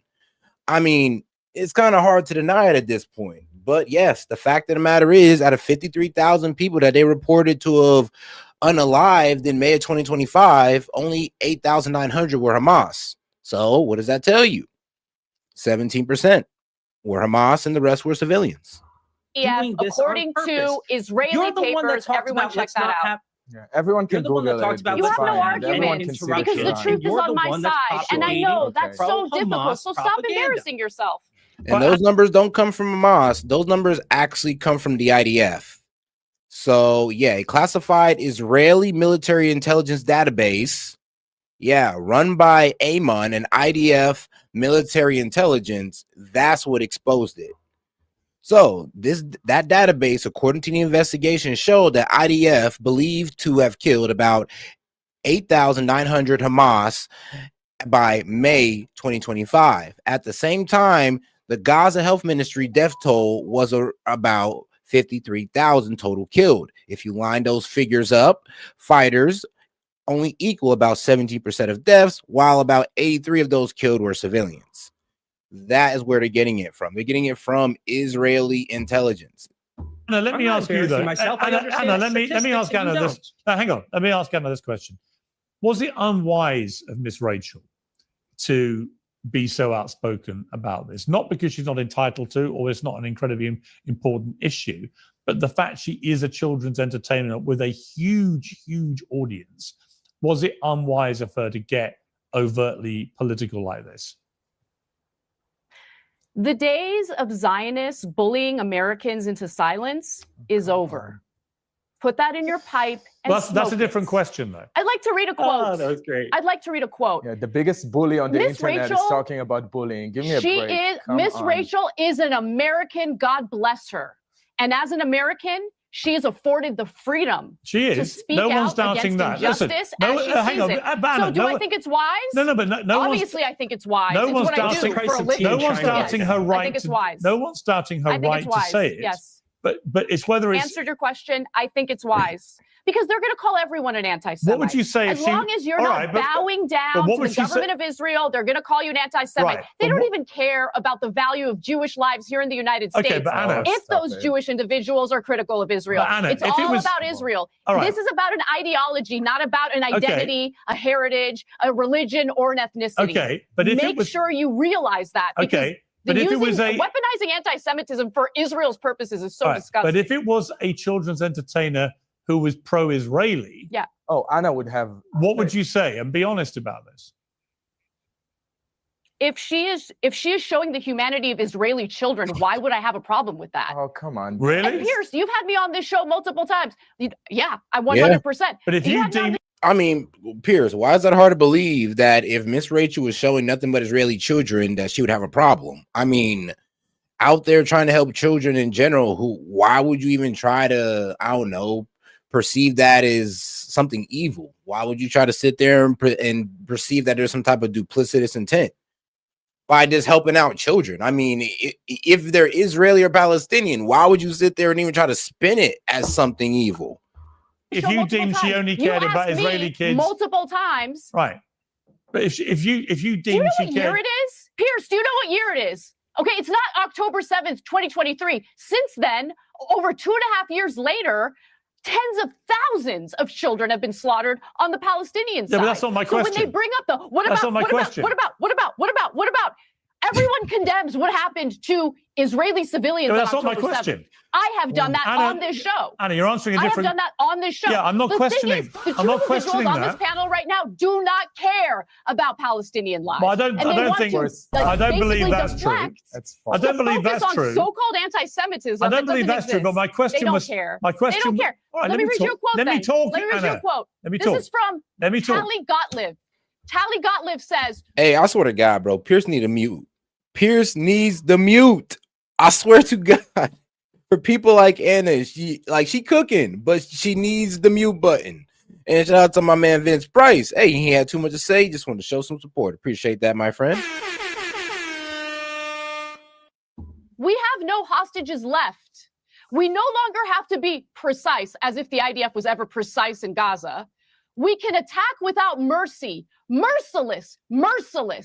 What do the two individuals on this panel have to say about that? Well, I want you to genocidal rhetoric. Okay, but I just want you to answer my question first, which is actually specifically about whether a children's entertainer with a massive. He says Bartledo? Well, shout out Jordan, man, for the support. I appreciate that, my friend. I'm not sure really what he means, but hey, I appreciate the support. Maybe I'm missing something here. Reach.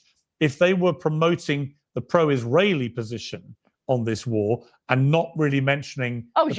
Palestinian side. No, I would not think that's a good idea. So you would not like that to happen? If they're promoting genocide, I would not. That's not what he asked. No, if they were being supportive of Israel, but they weren't mentioning the Palestinian plight much, what would you say about that?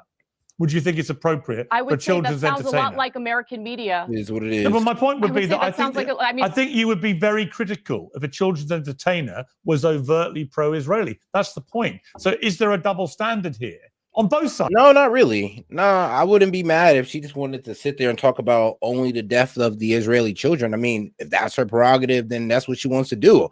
I can't sit there and judge anybody for sitting there and mourning dead children or wanting to help children in suffering. Like, I'm sorry. It's like, I don't care who they're supporting, like Israelis, Palestinians, it don't matter.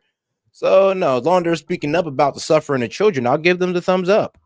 By the way, I've seen it on both sides. But is there a double standard in how you apply Every time, like, to this kind of story where if it was the other way round, would you be so vehement in your defense of it? I suspect not, right?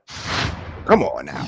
I would still defend her. It's like that makes no sense just to switch up on the argument just because of the race of the children. That's crazy.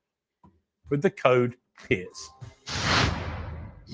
Probably not. No, because it totally ignores the fact that since Okay, but October that's 7th, intellectually honest, the at vast least. majority of children who have been murdered You can are disagree with Palestinian her, children but and maimed. at least you've been honest Yeah. that you would feel differently about it if it was the other way around. I mean, this is the point I would make, Hen, about this. And I think this applies to a lot of the stuff in this war. There's a lot of double standard going on, right? A lot of people are much more angry if it's their side in this kind of situation than if it's the other side. I remember Gail Gadot getting hammered, for being pro-Israeli in Hollywood. And whatever you think of her, I'm not a massive fan of hers, but she got a disproportionate amount of abuse for being pro-Israeli to people who've spoken out on the side of the Palestinians. Yeah, no problem. And shout out to my man Vince Price. Says should be mentioned that it is also shows that Palestinian militants purposely gather near schools, civilian areas, increasing civilian and child death, which is also true because every time they bomb one of these schools, or places, well, like I said, I don't agree with it, but hey, the rationalization for it is that yes, and it is true that Hamas will be hanging around these areas. Now, the Palestinians or the Hamas will be saying as well, we got to guard these areas, do we not? And I guess they're getting what the Israelis are saying is, no, you stay away from these areas so we don't confuse it as a military, as a military base. And those are the arguments on both sides. So I do think there's a lot of hypocrisy flies around about the condemnation. But honestly, in my opinion, I do honestly feel like Israel could be way more strategic about this instead of just recklessly bombing Gaza. Like, you got to remember, 70% of Gaza is leveled. And really, there is really you can't just sit there and say, well, Hamas was just standing outside of every building. Like that's not reasonable to say that. Sadly. That goes on here. I wish I could. And I pass do off that wonder if easy. Miss Rachel had been spouting pro-Israeli sentiment and people believed it was disproportionate to her pro-Palestinian, whether everyone currently racing to defend her would have defended her. Right, of course not. And I think the problem is that guys, and let's remember though, bombing hospitals and schools is a war crime. It is a war crime. I think it is, regardless if there is militants next to it or not. It is a war crime. But we have to check the Geneva Convention for that one. Miss Rachel has 18 million subscribers on her YouTube channel. It was the most successful Netflix opening show, her children's show. And I think But if you don't think that Hamas is using emotional blackmail on some sort of level, then I mean you're right. But if you don't think that the Israelis is operating on some type of crazy level as well, like some type of duplicitous level, I mean you got to think about this reasonably now, because there's a lot of ways the Israelis could have handled this. They've taken on I would say stronger military forces like Hezbollah with, I would say, more precise strikes, or I say better precision, or more of a surgical or a tactical move. It's like the way they're handling Gaza is like very reckless, in my opinion. I don't know. Some people may feel different, but in my opinion, leveling all of Gaza and just saying that Hamas was outside there is just, it ain't really the best logic that can like run through with me. I'm be real with you. Jewish parents are really afraid because they're showing their kids how to write the letter M, and on the side they're getting a video with Muatas Aziza who celebrates Hamas. That's very concerning. And to pretend that this is not the issue is just to, it's the same old tired talking points that it's the Israeli government. It's just they're trying to silence us. I don't think we're trying to silence Miss Rachel or anyone. We're raising real concerns. Do you accept 10, as many people will be watching this saying, but Anna's got to... Let me be real with you. When you label people as like basically a racist, then you are kind of trying to kill their credibility, kill their character. It's character assassination at the highest level. So yeah, bro, you are trying to silence them, because I mean, who wants to listen to a racist? All right then. Well, besides me. Point, right? The number of Palestinian kids that have been killed I listen to a racist. is exponentially higher than any number of Israeli children who've been killed in this war. Absolutely. Like by a multiple of tens of thousands, right? Yeah. I'm just not going to count bodies. For me, every child that is killed is horrible. And yes, I fully condemn the fact that Palestinian children were killed in Gaza, and there's still conflict going on. And I hope with all my heart that there will be a different government, that the Israeli government would be replaced, and that we will have a better future for both Israelis and Palestinian children. And I fully agree that there's double standards and hypocrisy on both sides. I think people that are just pulling us to the sides and to the extreme, like Anna and others, are not helping us. Israelis and Palestinians deserve peace and coexistence and humanity. That's all right. Well, let me bring in. All right. Well, his heart's in the right place. I like where his heart's at. I may disagree with him on what's going on the ground, but his heart's in the right place. Another guest, Stop Anti-Semitism, put Guy Christensen, a pro-Palestinian TikTok influencer, on the list too, because he openly endorsed and glorified the murder of 2 Israeli embassy employees in a Washington, D.C. shooting. So the timeline of that was in May this year. A gunman named Elias Rodriguez murdered 2 employees of the Israeli embassy in Washington, D.C., reportedly chanted "Free, Free Palestine." Now, you didn't want to appear as part of the panel, Guy Christensen, so we'll get their reaction after I've spoken to you. But it's very hard to not conclude that you were anti-Semitic. I mean, you were actively supporting an attack on 2 innocent people in Washington, D.C. I'm sorry, how is that anti-Semitic? Elias Rodriguez was a natural reaction to genocide. Well, no, you're actively supporting somebody cold-bloodedly murdering 2 civilians.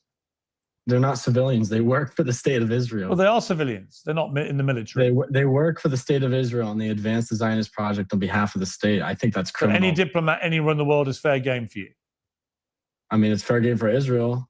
Right. So, but that's anti-Semitism, isn't it? You're targeting them because they're Israeli diplomats. No. Yeah. They're not.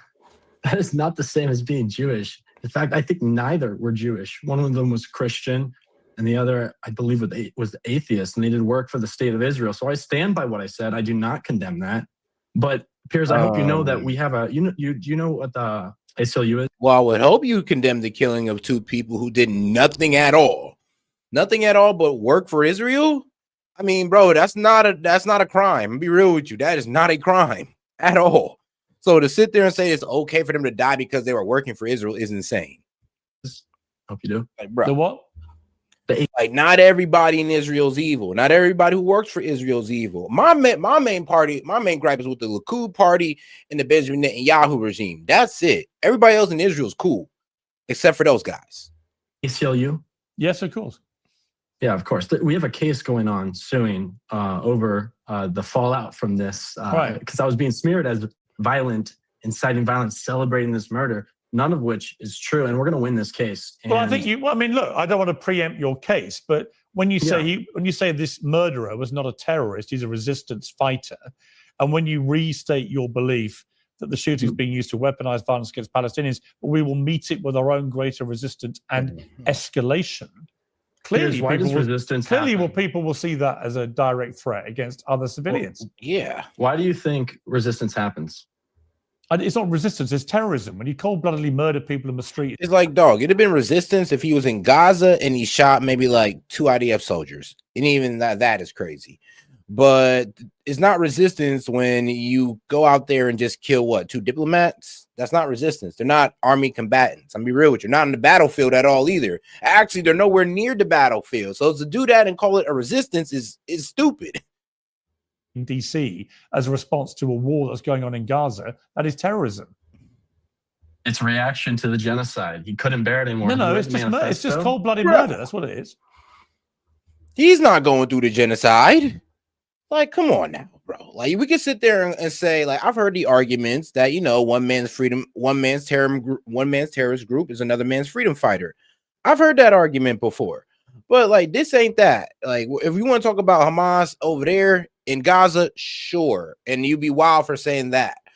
But if you want to sit there and say that the guy who shot those 2 Israelis or diplomats was being a freedom fighter, no, he was being a cold-blooded murderer, sadly. No, it's a little different. Maybe if he did that out there in Gaza, we could have that argument. But he's far away from the battlefield where the atrocities happen. So, no. That would be terrorism, actually. Complete terrorism. It's murder. I agree with that. You agree it's murder? Anyone? I agree. Hey, and shout out to my man Jordan for the baller alert. Hey, appreciate the support. Man, threw the baller alert for the 20. It's murder. Okay, obviously. so then he's a terrorist then, right? No, he's not a terrorist. What is he? He's a murderer. Reacting to the genocide. Guys, I gotta start doing this for baller alert. Well, some type of jingle. Whatever. Yeah, sure, he's a murderer. And he's murdering. I'm not going to condemn him. Do you accept he was murdering for? Do you accept he was murdering? For, he couldn't bear watching torn apart Palestinian. Sorry, children. wait a minute. Do you accept that he was murdering for political reasons? Come on, just say yeah. Yeah, I believe so. Okay, then that's a terrorist. Thank you. That's literally the definition of a terrorist. You don't even know what terrorism is, do you? Well, guy, you don't. I'm sorry, and it's not funny. With all due respect, you obviously. It's so stupid. It's funny. It's like you don't know what it's like, bro. You don't know the difference between terrorism and like a freedom fighter. I mean, here's the thing, though. I get the saying like one man's terrorist, another man's freedom fighter, but bro, this is not that. This guy's not part of a mosque. He's not part of any terrorist group. He's just some guy that's upset about what's going on in Gaza, and he's had to take it out on 2 innocent Israeli diplomats. I'm sorry, I cannot align with that. No idea what the word terrorism means. That is literally the definition. The word terrorism means when you murder nowadays. somebody for political motivation. That. Just like the that word is terrorism. Anti-Semite means nothing when they give it to someone like Miss Rachel. You've literally just called him a terrorist, having denied he was a terrorist. Tool. Right. You've literally just said. Sorry, Guy. With respect, let me speak.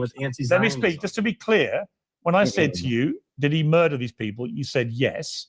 And when I said, "Did he do it for political reasons?" You said yes. That is the definition of terrorism, and yet your response at the time was he's not a terrorist, he's a resistance fighter. And I put it to you, you have now admitted he's a terrorist. No, he's a resistance fighter. This is very clear. Resistance fighters are the not Palestinian terrorists. Resistance is not terrorists, they're resistance fighters. But he murdered for political reasons, he's a terrorist, by your own definition. I can't, bro. Bro, I just can't. I can't with this kid's intelligence level. I just can't. Very much. Let's go back to the panel. Well, I don't think he showered himself in glory there, did he, Jake Donnelly? Because he seemed to have no concept of what terrorism is. he literally admitted the guy had committed an act of terrorism, politically motivated murder, wouldn't condemn it because he doesn't think that's terrorism. If anybody on my side performed that poorly, I would ask them to get off social media and never be a voice for my side ever again. And I think it's actually phenomenally hilarious that the guy committed, honestly, career suicide just now because he did his own fake death hoax when he was back in high school. So you know what? It's the second time. Let me bring Anna in. Look, Anna, the thing is, yeah, he looks like the type of kid that would do something that weird. I thought that was pathetic, that interview. This is a guy who doesn't even really understand what the word terrorism means. So, all right, he's what he is. But I can understand why somebody like him would be on that list after that interview. I don't understand why you are. I've never heard you be, to my mind, anti-Semitic. I don't think Ms. Rachel is anti-Semitic. I think she was probably ill-advised to platform Motaz Azaza. I can accept that criticism of her, but her statement seems pretty unequivocal to me. My view is anti-Semites don't hide it. They're quite happy to be anti-Semitic. They're quite happy. They're quite happy to say they hate Jewish people, right? I mean, it's a bit like all these things. It's like proper racists don't hide it. They're quite happy to say they hate people because of their skin color. Proper homophobes don't hide. So this is why I hate these tags being applied to people when they're making legitimate criticism of governments or institutions or whatever. There's a world of difference. And if someone says emphatically... No, I mean, that's true. Like I said, it's like guys like Stu Peters. Like that guy, he will sit there and tell you that he don't trust no Jews. No, he don't trust a religion. He thinks it's some type of cult. Like, bro, what people say about Islam is the same thing Stu Peters say about Judaism. It's like wild. But I mean, that's what happens when you kind of comb through X. You find all the type of characters. Then they have pretty good high followings. You'd be surprised. Not anti-Semitic. I mean, you think Nick Fuentes is bad, bruh. You've only scratched the surface, sadly. I have no problem with Jewish people. Then I don't know why we wouldn't believe them unless they've said things to the contrary. Well, Piers, let me give you an analogy because I think this will help you kind of understand my worldview and how I grew up, how I was raised. So I'm Armenian, at least my heritage is. Both my parents are Armenian. And growing up, of course, we spoke about the Armenian genocide. And I've heard all of the stories. I know what happened to my ancestors in the Armenian genocide. And when I was in 5th grade, for the first time in my life, I met the first Turkish person, a Turkish student by the name of Tanya, who came to America and was one of my classmates. Because I knew about what happened to Armenians in the genocide, I started bullying her. And I got sent home. And my parents, they're a little old school, so corporal punishment is not frowned upon. But my parents basically told me, they're like, what you did is disgusting. Hating someone simply because they're Turkish is wrong. And what you have to do is look at the system, the government, the entities that carried it out. You can't blame it on the entire Turkish population. This is just a little girl, and what you did is wrong and hateful. In fact, you're lowering yourself to the same type of thinking that the genociders had engaged in.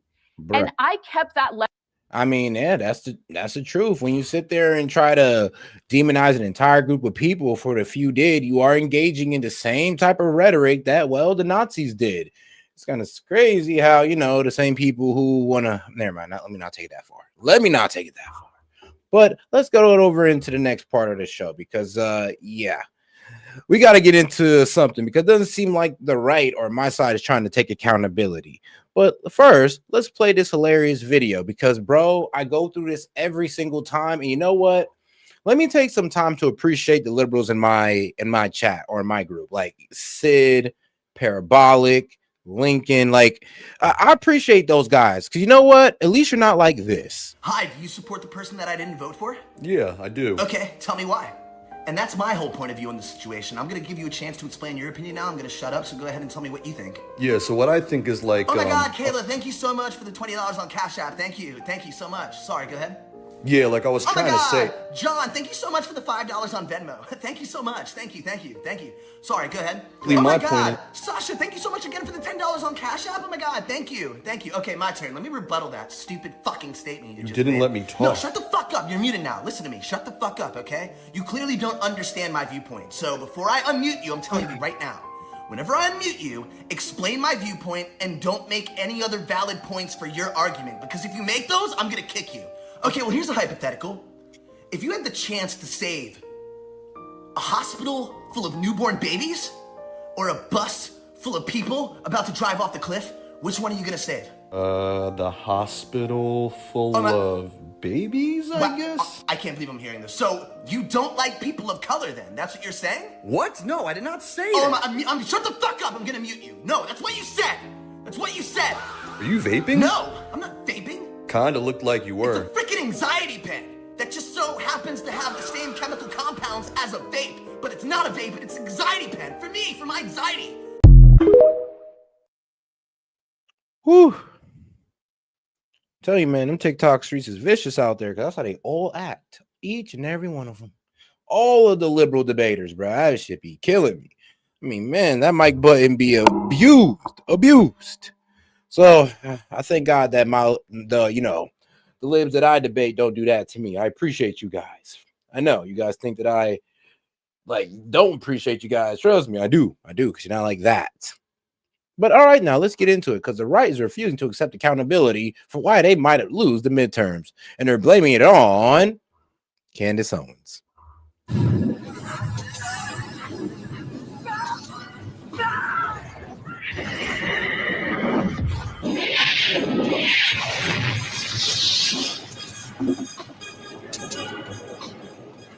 What's up, guys? Benny, you knew that this day would come, and now all institutions are pushing back against Candace Owens, Turning Point USA, all of the staff of the Charlie Kirk Show, Erica Kirk with rumors of a lawsuit, and Tim Pool. It's getting ugly out there. Shout out to our man Abdullah. He sent a high five for 100 joules. Appreciate the support, my man. Let's cover it. Ladies and gentlemen, Appreciate Candace that, Owens sort of breaking the internet with this one 2 days ago, seen by 15 million people, saying that she has now all of the evidence to prove that the leadership of Turning Point USA were involved and betrayed Charlie Kirk to the tune of his murder. I'm making a personal plea to every well-meaning person who donated to this godforsaken organization to request a refund, she says. I mean, it's quite an allegation there. So please, provide the evidence. Provide the evidence, says Turning Point USA. Here's Charlie's team. Charlie's team now challenging Candace Owens to bring the receipts on a live feed. Please. Saying we're going to do a live feed at 2 p.m. local time in Phoenix, 4 p.m. Eastern on Monday, December 15th. Charlie's friends will be there, and they'll respond to every single statement or claim made by Candace Owens with their own receipts to prove, well, their side of the story. So where's Candace going to be? She's invited to be live streaming live. She said she would be there live. She said she accepts completely and, well, lock in. I think this would be a positive thing. And then she backed out, kind of. She said she can't make it work in person, so she'll be happy to join digitally any day. Again, I still hope that it happens. Tim Pool responded to that viral post saying that she now has all the evidence she needs by saying this. I've received information this morning to put the final pieces together. I can now say with full confidence that Charlie Kirk was betrayed by Candace Owens, some of the very people who claim to be his friend. Yes, I'll be naming names. And I'll be making a personal plea to every well-meaning person who donated this organization to say thank you. You were lied to, and Candace knew. So this is Tim Pool saying, prove the counterfactual. It's very easy to go out and make these claims if you don't have the evidence. And if you don't have the evidence, then you can go and get a lot of clicks and get a lot of people seeing what you're doing. You could have the #1 podcast, but if you never have to actually present your evidence, then what you're doing is rage bait. And so this is the point that Tim has been making about Candace. Now, they got in a little bit of a spat here where Candace said that Tim accused her of using bots.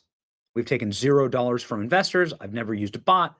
I never spent a single dollar on advertising. After my highly publicized firing, we made a conscious decision to come back truly solo. We may actually take it as a major compliment that people think otherwise. Tim Pool saying, we never said you use bots. It's a fake post. We were talking about how Twitch having bot problems and how people boost their shows. I've consistently explained that your show is appealing to larger audiences and women as it is dramatic and emotional. Candace Owens responding, hey, Tim, you might not be aware of this, but the amount of time you're dedicating to me reacting to my show is coming across as emotional and dramatic. Well, that kicked something off. That is for sure. Because in light of the Turning Point USA pushback on Candace, Tim Pool is now, again, going extremely hard in the paint and went scorched earth on Tim Casa IRL last night. In the sociopath influencer world, there's no amount of money that will never be worth it. That's Candace Owens' world. Publishing texts, out of context posts, attempting to eviscerate Charlie's legacy seems to be worth every single penny to Candace. So Tim Pool is getting plaudits for this, responding to Candace, going directly at Candace. And then last night's show dropped. She is a effing scumbag, and it's getting worse every single day. We're going to lose the midterms because of Candace Owens and her army of influencers who want to burn TPUSA to the ground and divide and break up the MAGA coalition. Here, ladies and gentlemen, is Tim Pool. If the Republicans lose in the midterms, I believe that Candace Owens is wholly responsible. What? She is one of the biggest podcasts on the right doing everything to go to war with the organization. Now, before I get into laying into this guy, shout out to my man Abdullah for sending a happy poo for 10 jewels. Shout out to my man Abdullah once again for sending a floating heart. Shout out to my man Jordan for sending the clapping seal. And shout out to my man Abdullah for sending the makeup brush and the GLHF. Appreciate the support. Man, shout out to you guys. Now, I'm not liking where this is going. So why are we blaming Candace? What did Candace do? All she did was just ask questions and then the investigative work. And it is strange. They did try to pull some bullshit off on us. They tried to say that a 30-oxit bullet was stopped by a human bone, a same bullet that can tear through bison bone. I'm sorry. There's some BS going on. Hey, she released text messages that, yes, Charlie's top supporters were pulling out because he was hosting people like Tucker Carlson, Candace Owens. I'm sorry, you gotta say this. You gotta say it together now. It's like a pimp named Sick Black. You gotta say the whole thing. Tucker Carlson, Candace Owens. So they was pulling money because they were Charlie Kirk was hosting them, and he was losing millions of dollars doing so. And it was proven that a meeting happened where they were sitting this man down, going like, "Bro, where you going with this? Is you pro-Israel or you not? Because if you're not, you're gonna lose this funding." This was proven. Charlie Kirk said he didn't like being bullied by these guys, and that was also proven that he wants to leave the pro-Israel movement. So it was proven that Charlie Kirk was, well, kind of leaving that movement that was putting a lot of money in his pocket. Well, and little did this man know that the only reason why money was getting put in his pocket because he was such an ardent supporter of Israel. That helped get Trump elected. Turning Point specifically was going out and registering people to vote. Without Charlie, it's in trouble. Turning Point needs to be able to go out and rally young people and register them to vote. And she's doing everything she can to destroy that. And that is going to, I suppose, it's going to rip out the coffers on the right. There is no organization like Turning Point that exists anywhere else that has the resources and the reach. And without Charlie, I'm not sure that they can make it. But I can tell you this, Candace lighting a Molotov and throwing it through the window is not helping. And it's the most demoralizing thing ever. Additionally, all of the cowards on the right who are too scared to say anything about her because we're not scared. We're actually just supporting what she's doing. I'm gonna be real with you. It's like nobody's scared to call out Candace Owens. Like I've called out Candace Owens before, but the problem is though, is that when she's right, she's right. When she brings the receipts, you got to sit there and shut the F up. And the problem is, it shows that none of you guys are watching Candace's show, but you have all the judgment about what she's saying. Watch the show, look at her evidence, and then scrutinize. You guys are going off the hinge, like, and not even knowing what you're questioning, not even knowing really what you're going against. Well, guess what? You're going against solid evidence. So you guys are looking kind of dumb. tweets at me talking shit or whatever, and then a bunch of people come and flood our chat, I could give a single flying You can come and you can burn everything I have to the ground, and I will happily live in a van down by the river. I don't care to be number one. I don't need to be number one. What I care about is what is true and what will help this country and what works. Yeah, me too, brother. I feel the same way. The thing is, though, dog, I mean, not to be a dickhead, but you were caught taking foreign money, but you didn't know. So I'll give you that. I'll give you that.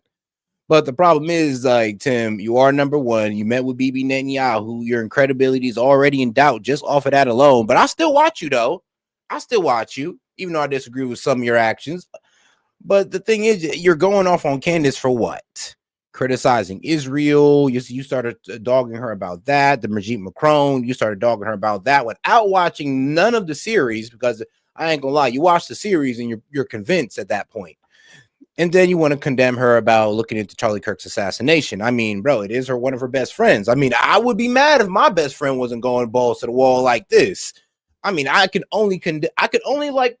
condemn it. I can only congratulate it. I can only give her the thumbs up on it. It is her homie. What can I say? She gonna ride for the homie. I gotta respect it. And she is a scumbag. Okay. And she's getting worse every day. And she crossed the line. She continually crosses the line every day, insinuating that Turning Point literally killed the guy who made them all rich. Whoa. She didn't say that. She said that Turning Point might have been operating duplicity behind Charlie Kirk's back. And that's reasonable to say, since they were pulling out because Charlie Kirk wasn't saying, well, what they wanted him to say. That Charlie Kirk was having conversations with certain people that they did not want Charlie Kirk to get near, and they were pulling money out because of that. So she wasn't saying that Charlie Kirk was killed by TPUSA. She's saying that Charlie Kirk was being betrayed by TPUSA financially. And I hear this in the streets, and it's at a certain point, I'm like, holy shit, we're gonna lose the midterms. We're gonna lose the midterms. Then we're gonna lose in 2028, and it's because she's a piece of shit. Tim then goes into sort of an evidentiary outlay of how Candace Owens has become more unhinged, in his opinion. Here you go. What is the purpose of intentionally fanning the flames for 3 endless months of just nonstop retard, Candace? Holy crap. You know, initially in the beginning, she brought up some interesting things. New photos had emerged, and I said, wow, I even said this to Andrew Colvett at Turning Point at the beginning of October. Now she's at the point where it is video after video where she's saying it's an inside job. She's saying, like, there's a video of the dude, Mikey McCoy, grabbing his phone and making a phone call, and she's acting like that's weird. And then you get this other guy who's claiming that the business is a parking lot. Well, he full well knows business can be registered anywhere. To be fair, it's not only just Candace and saying what she's saying. It is all of these people who are like piranhas ripping the right to shreds. And you know what? A lot of cowards on the right being unwilling to say anything about it. And then I think Tim does a really good job here saying that Democrats are going to exploit the division. And this is just a matter of fact. Democrats are political animals. Then stop the division. I mean, it's about as simple as that. I mean, let's all hop on the same side. Let's all push for Charlie Kirk's investigation to be looked in further too, and let's go full throttle on that. I mean, somehow we got divided on the Epstein list, and that was bullshit. Some people was literally letting Trump just get off there and be like, oh, well, do we even know if Jeffrey Epstein was trafficking children? Like, are you fucking serious?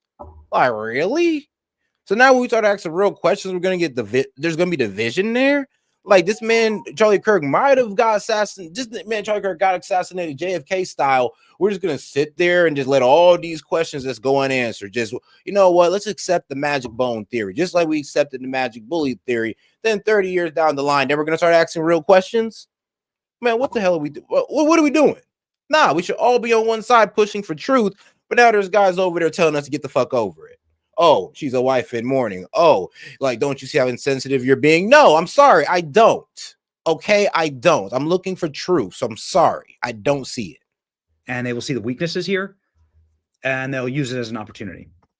I think this, quite frankly, about a lot of people that are tearing at the MAGA or America First agenda, that it is an opportunity, either an op by the left or an opportunity simply to destroy the winning coalition in this country that won 7 swing states and the popular vote. Here we go. But what I think is likely to start occurring now is the grifter right is cannibalizing itself. Okay. You are going to see the right now move from a populist base more to a neocon base.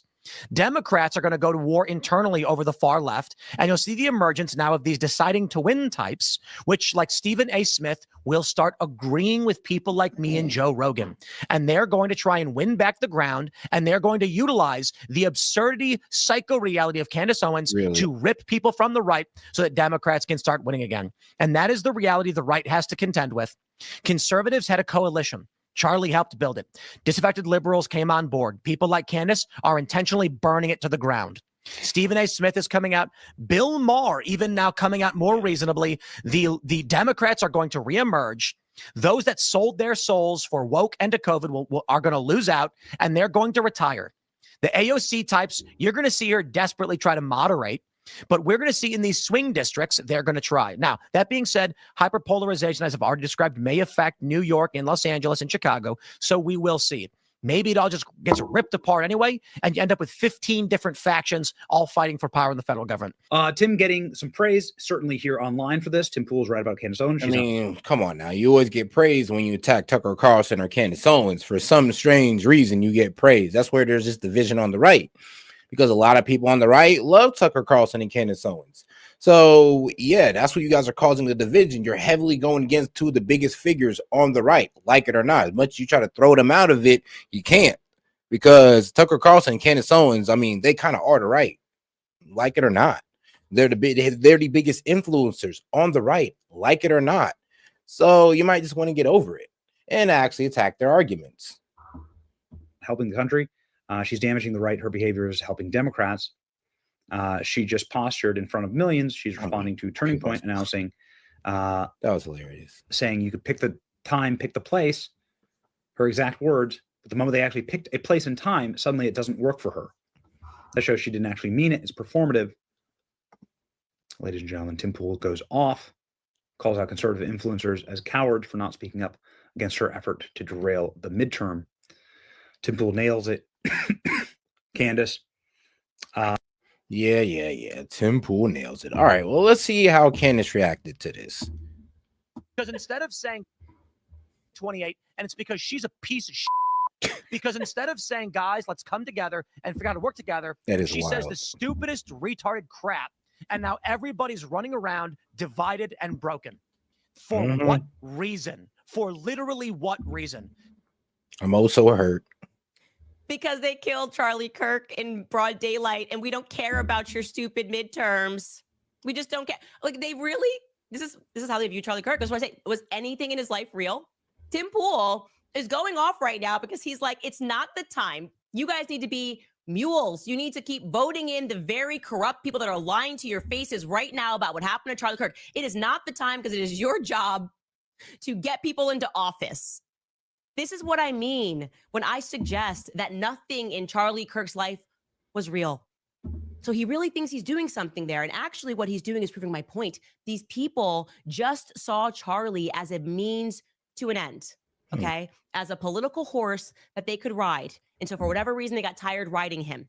And now they're angry because they also were going to whip the horse, the ghost of Charlie Kirk, and say, we still need you to shore up votes. And it is inconvenient that people who actually cared about Charlie and saw him as a, I don't know, human being, want to know why he was publicly executed in front of us and why we're being lied to about everything. That is why Tim Pool is upset, because midterms, it's going to be my fault, not the fault of the feds for feeding us BS. It's not going to be the fault of Turning Point USA for lying and thinking that they're brighter than us and seemingly not caring about the investigation. It's not going to be the fault of, I don't know, maybe actual politicians like Donald Trump, who's a president of the United States, and look us in the face and said, are we still talking about the Epstein files?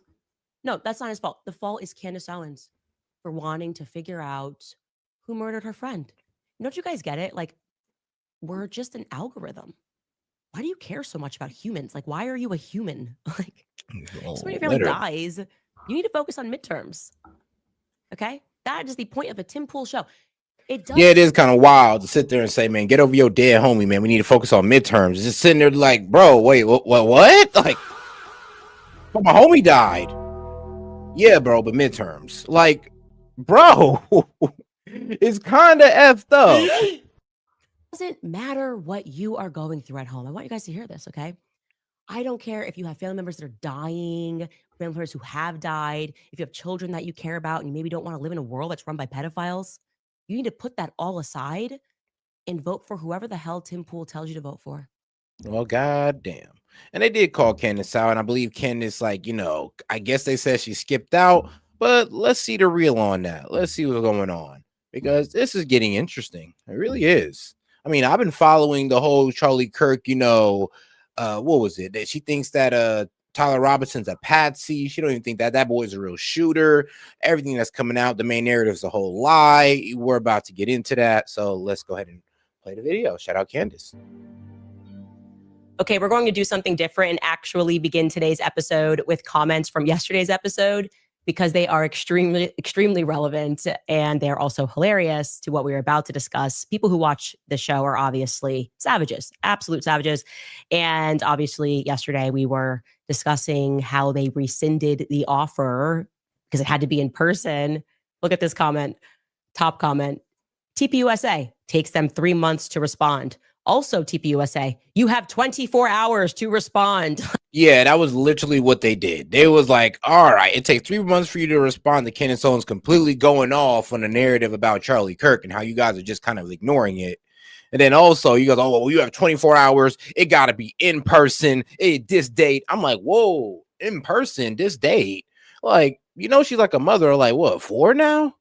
I mean, runs a podcast, all that, and the thing is, you sure you can't do it over, I don't know, like Skype or something? Like, does it have to be in person? Considering that her life has or is perceived to be being threatened right now, that apparently she got evidence that the French is trying to take her life. So trying to invite her out there and make her travel is a bit reckless. Like, what? Seriously. Why? Where did this 24-hour thing come from, and why was it necessary? The second comment, this user writes, Tyler Robinson can appear in court by video conference, but Turning Point USA says Candace cannot attend their debate by similar means. Yeah, guys, we are starting to notice some things. It's weird.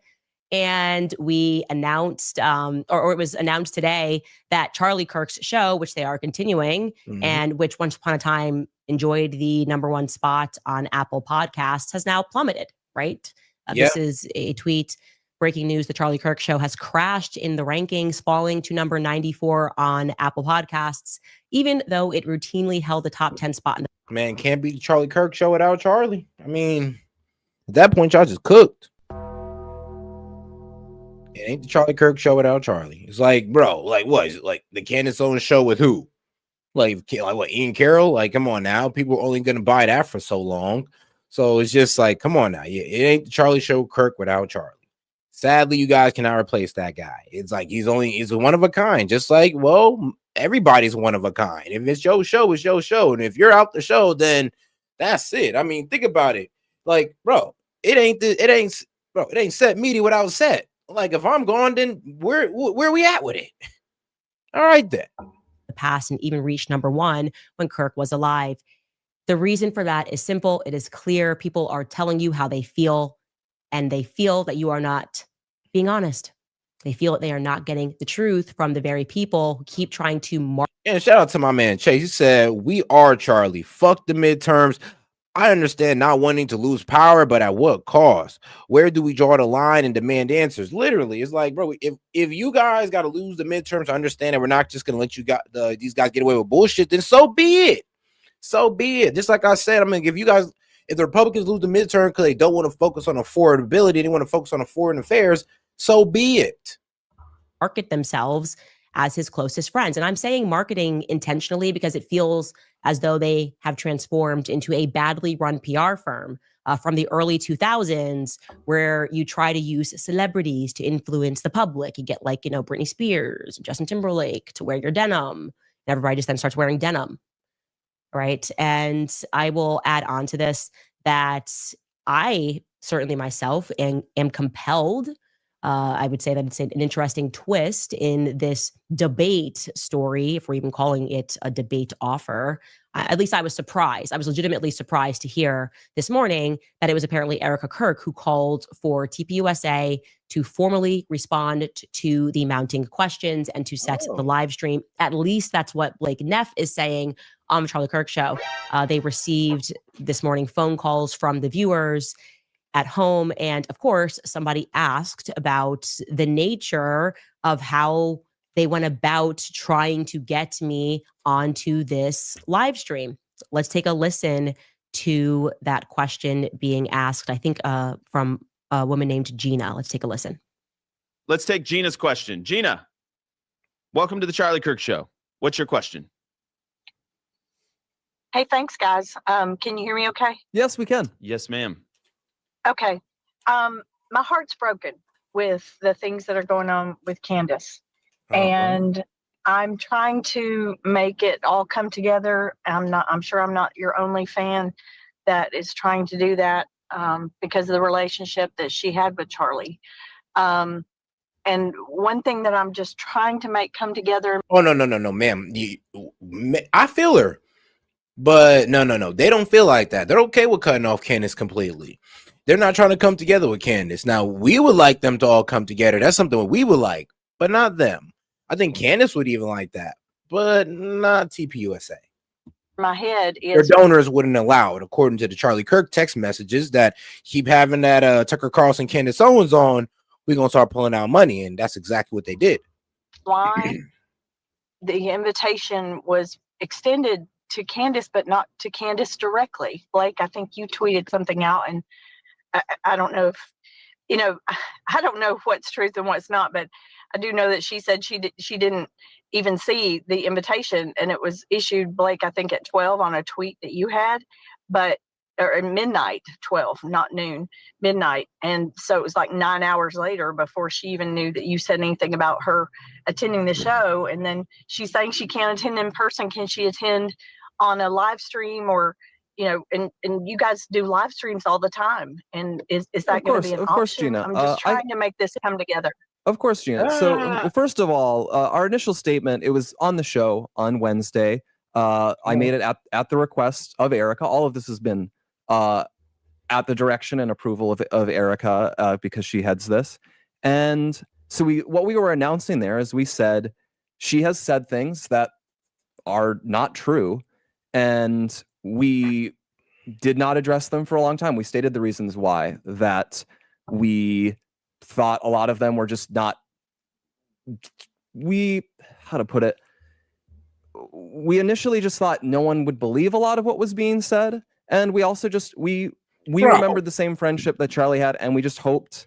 See, look, the problem is, bro, everybody had questions about it before Candace even said shit.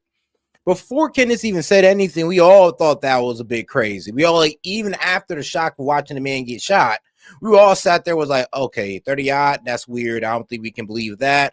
The exit wound is a bit off. Like, even before Candace said anything.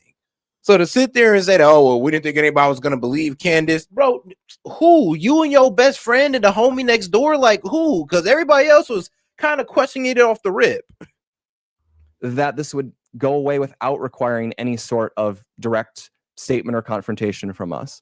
So what was approved is we announced we are going to respond to this. And what I said was we are going to announce a date soon. We actually hadn't agreed on it. Oh, shout out Vince Price for setting the clutch for 30 joules. Appreciate the support, my friend. At the time I read the statement, we're going to announce a date where we're going to respond to this. And once we announce it. And shout out Jordan for following him up with the happy poo for 10 joules. Appreciate that. Candace is free to attend in person. That is what we announced. And so once we agreed on a time, I announced what the time was going to be. Candace, for her part, had said, you name the time, you name the place. That is what we did. As for why it was put out at that time, I would just say I don't think she had any difficulty in finding out what our scheduled time was. It seems everyone found it out quite quickly. And lastly, on the point of why it's in person, I think it's pretty intuitive that given what is being said, what the way this has worked is that It's critical to be in person if you want to be. No, it's not, bro. Come on now. You know that sounds like bullshit. Like, come on. You're reading a script and you look at the script like, yeah, I'm gonna be real with you. I'm reading this, and the more he's reading it, you could tell by the look in his eyes, this don't make no goddamn sense. Listen, well, according to the accusations, it's intuitive that she pulls up in person. I mean, no, it's not. No, you guys could have ran this literally over YouTube, like a StreamYard, Skype. It doesn't effing matter. You guys have the technology. What are you guys talking about? You don't need her to pull up. And it's kind of sus that you even want her to pull up, knowing that there's like some type of death threat going on with her right now. So come on now. Let's be reasonable.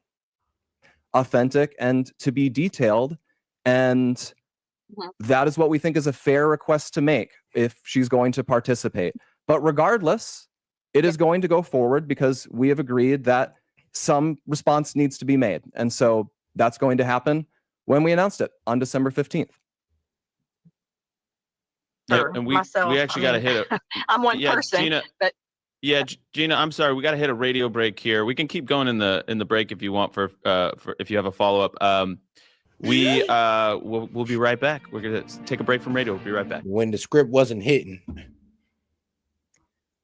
So I love situational irony like that, where he is actually live streaming with Andrew Colvett. It's like, it's not authentic unless it's a person is in person, and Andrew Colvett's literally not in person as he's answering his questions. So I guess the show is not authentic or something.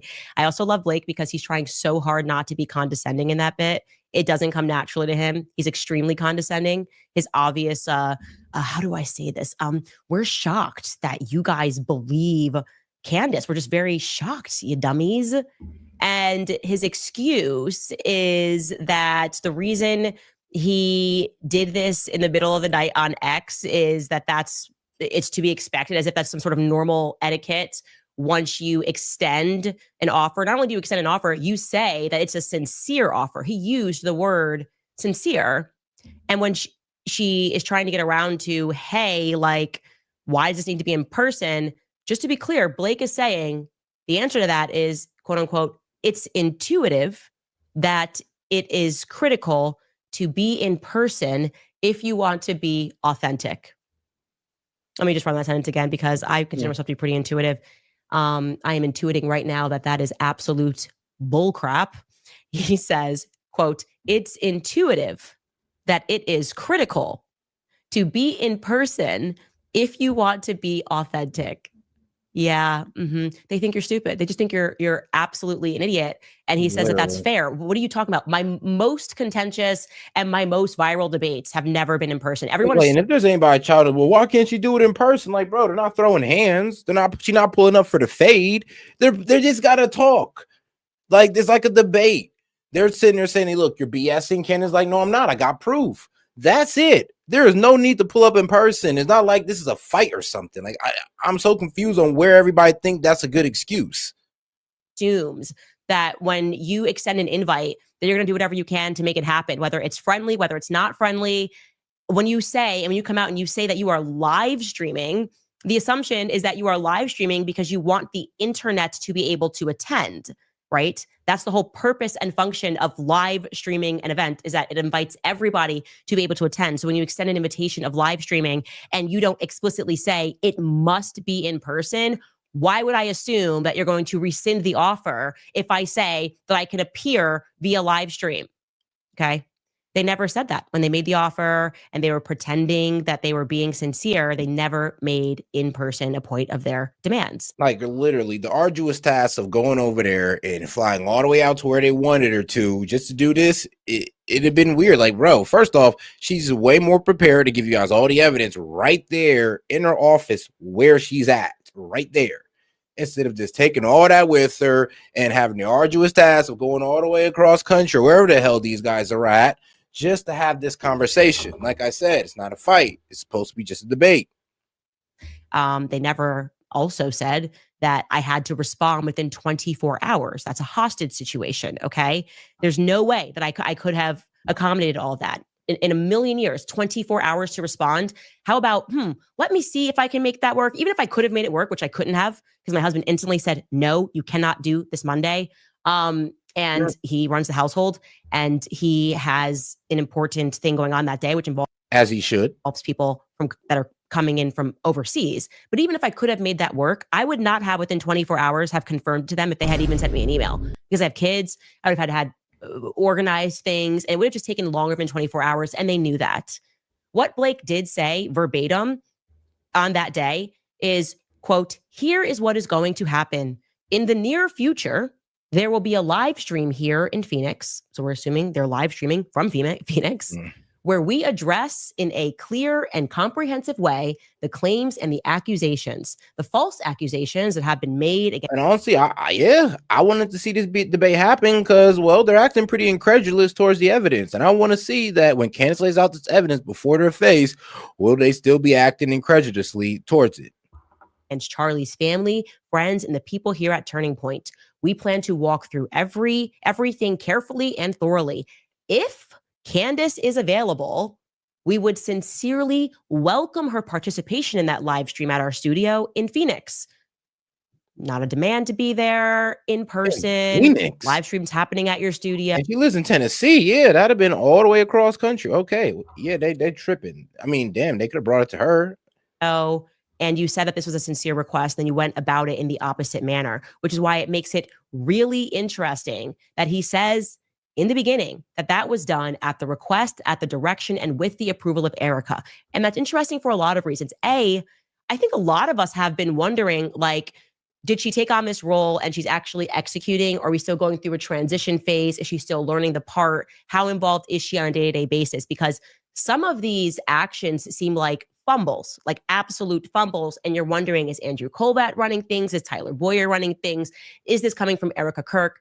Because I'm having trouble, I guess, comprehending why she would green light something that the internet has now read as incredibly insincere. Of course it's insincere.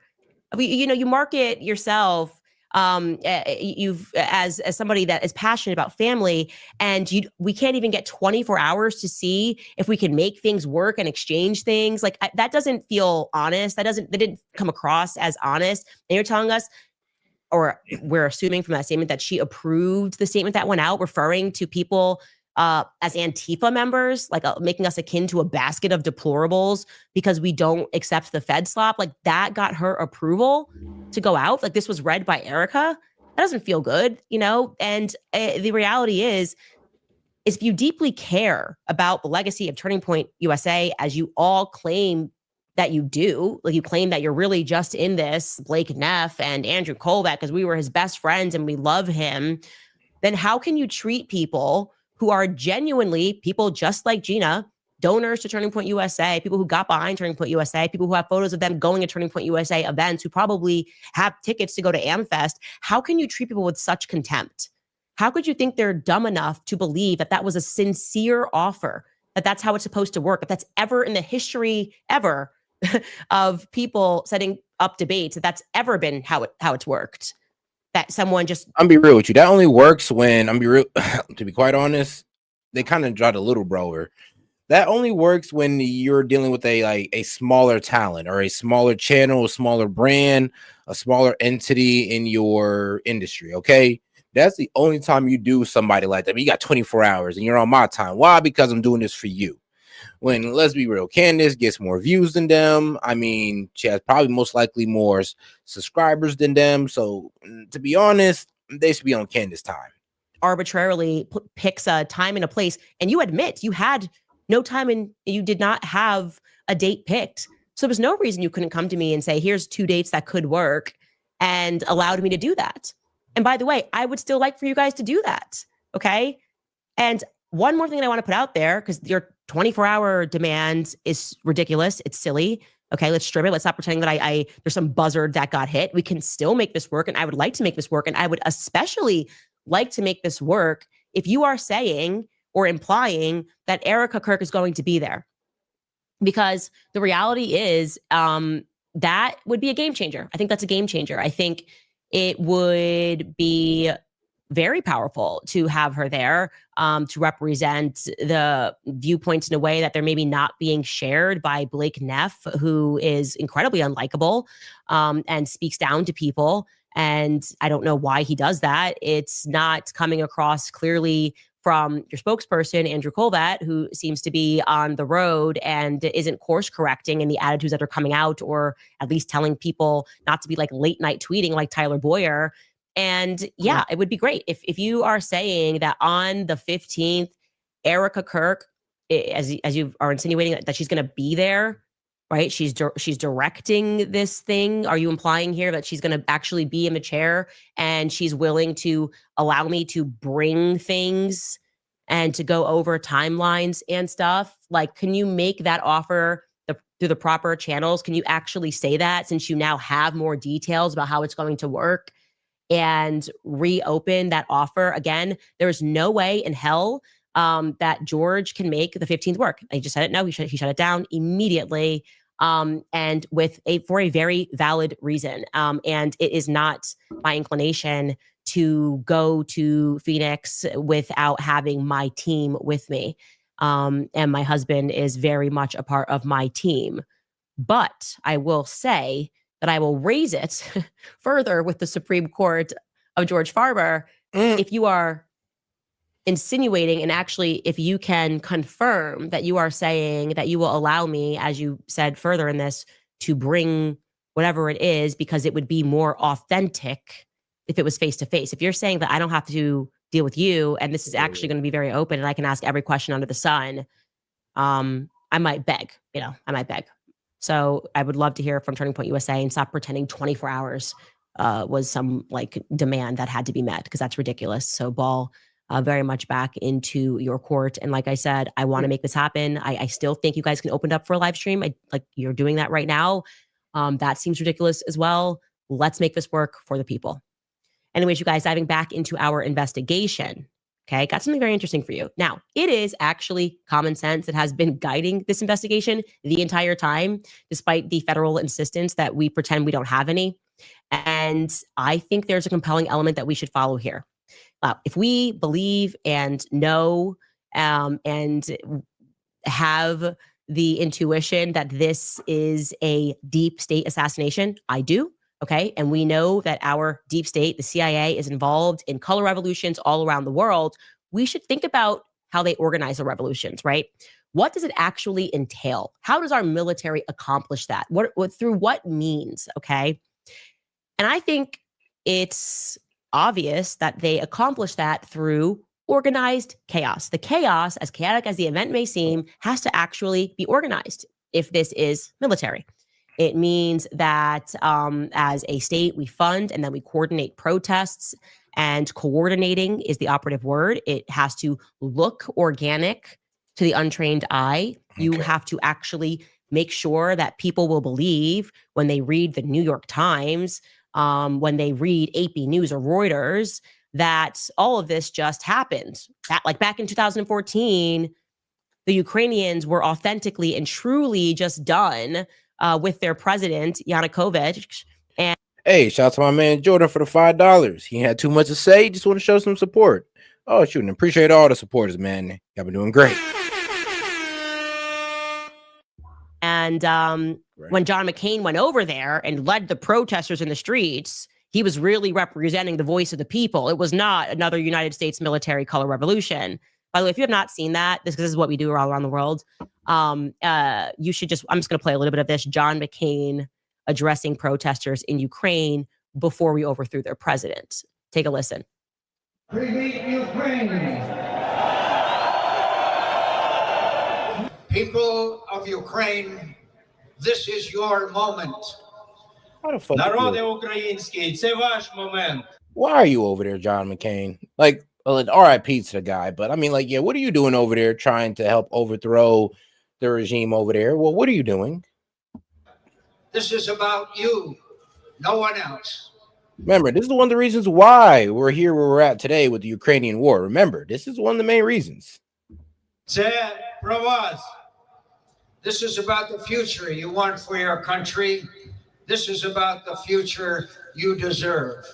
Це про ваше майбутнє, про майбутнє вашої країни. Це про майбутнє, на яке ви заслуговуєте. A future in Europe. Майбутнє Європи. A future of peace. Майбутнє миру. With all of your neighbors. Майбутнє всіх ваших сусідів. All right, that's enough. I don't know why we're like this. I really don't know why we're like this. Anyways, I believe in my heart and in my rational mind as well that Charlie Kirk's assassination was about as organic as John McCain, may he rest in peace, leading the people of Ukraine. And we got our color revolution, and we've been doing corrupt stuff in that region since. Now, I began scanning the people of the crowd obsessively. Obviously, you should see the folders on my desktop. And I'm referring, of course, now to UVU on September 10th. And there was something that I kept noticing. A weird amount of young men were alone at this event, and they were wearing maroon shirts. In fact, so many of these young men that I was coming across were wearing maroon that at first I legitimately assumed that it had to have been one of the UVU colors. I asked this question so innocently. I was like, to someone at UVU, I was like, oh, are your school colors maroon? And he comes back and he said, no, they're green and white. So my gut told me, okay, that's interesting, because maroon is not exactly a highly ranked color for men, okay? And it can't be that all of these men that are wearing maroon also happen to have attended this event alone. So I'm going to show you what I mean. And I'm going to go back to some of these people. This is by no means everyone. I'm just... I know what y'all thinking, because I'm thinking the same thing too.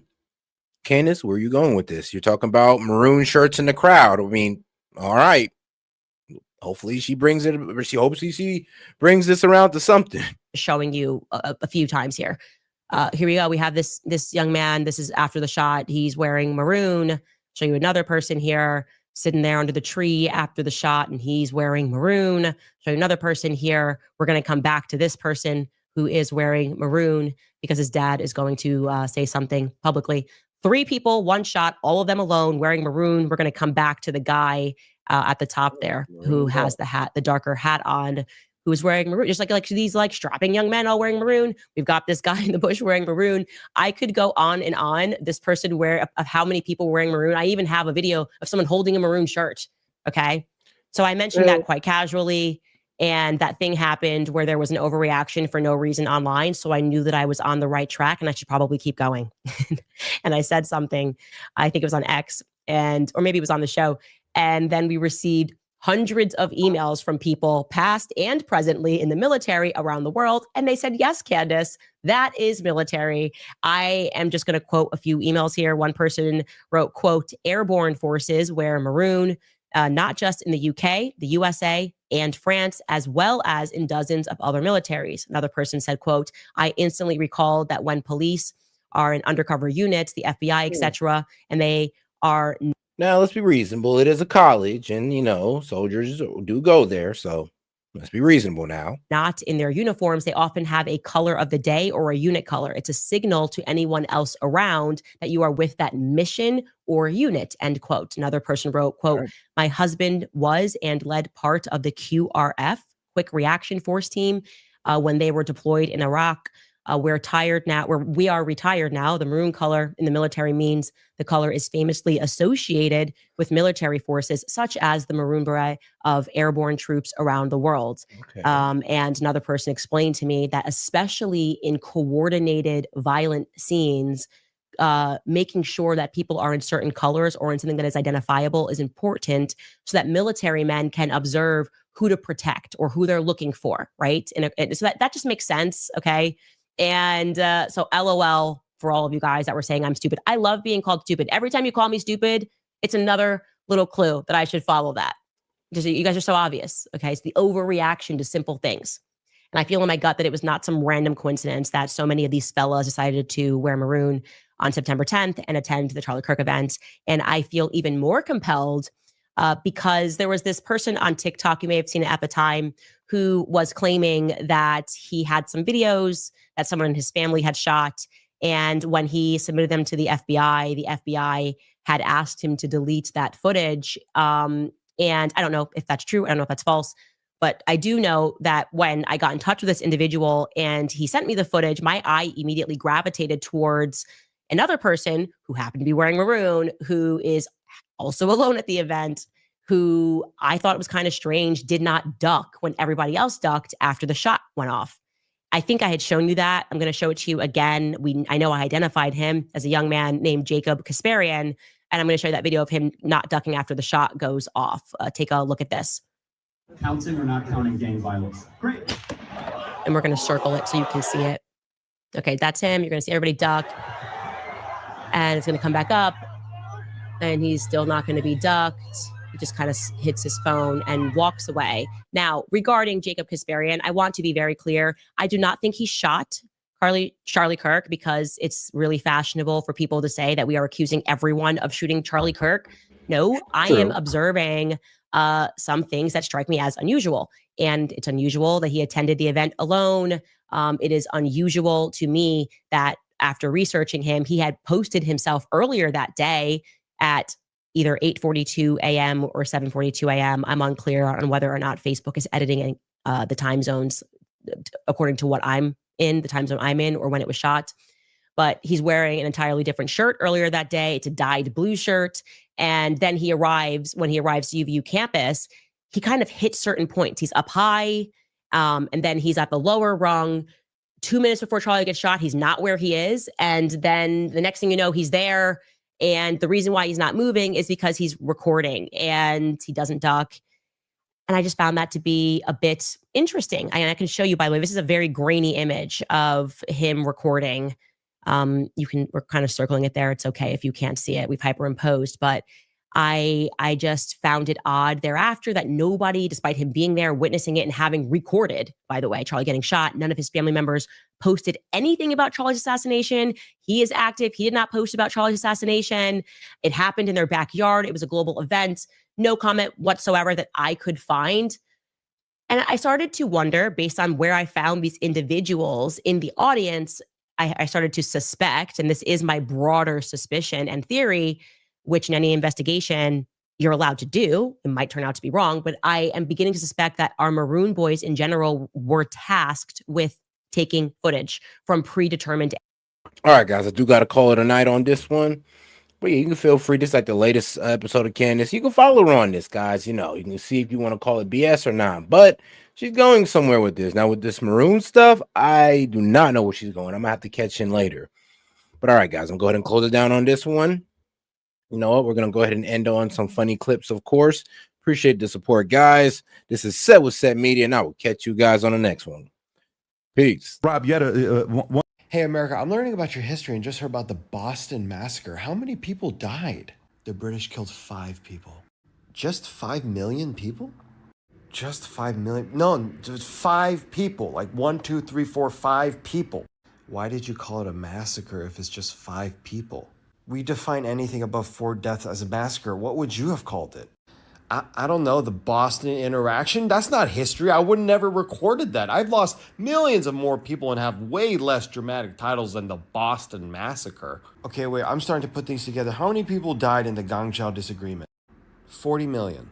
40 million people. Okay, what about when you're talking about that Guangdong disagreement? Did anybody die there? Yeah, like 300 million people died, and then like 40% of all habitable land got destroyed. You have to be making this up. 300 million men, women, and children died? No, you said people, right? No, 300 million men died. Yeah. No, you said people is wild. Yeah, they are wild. Women.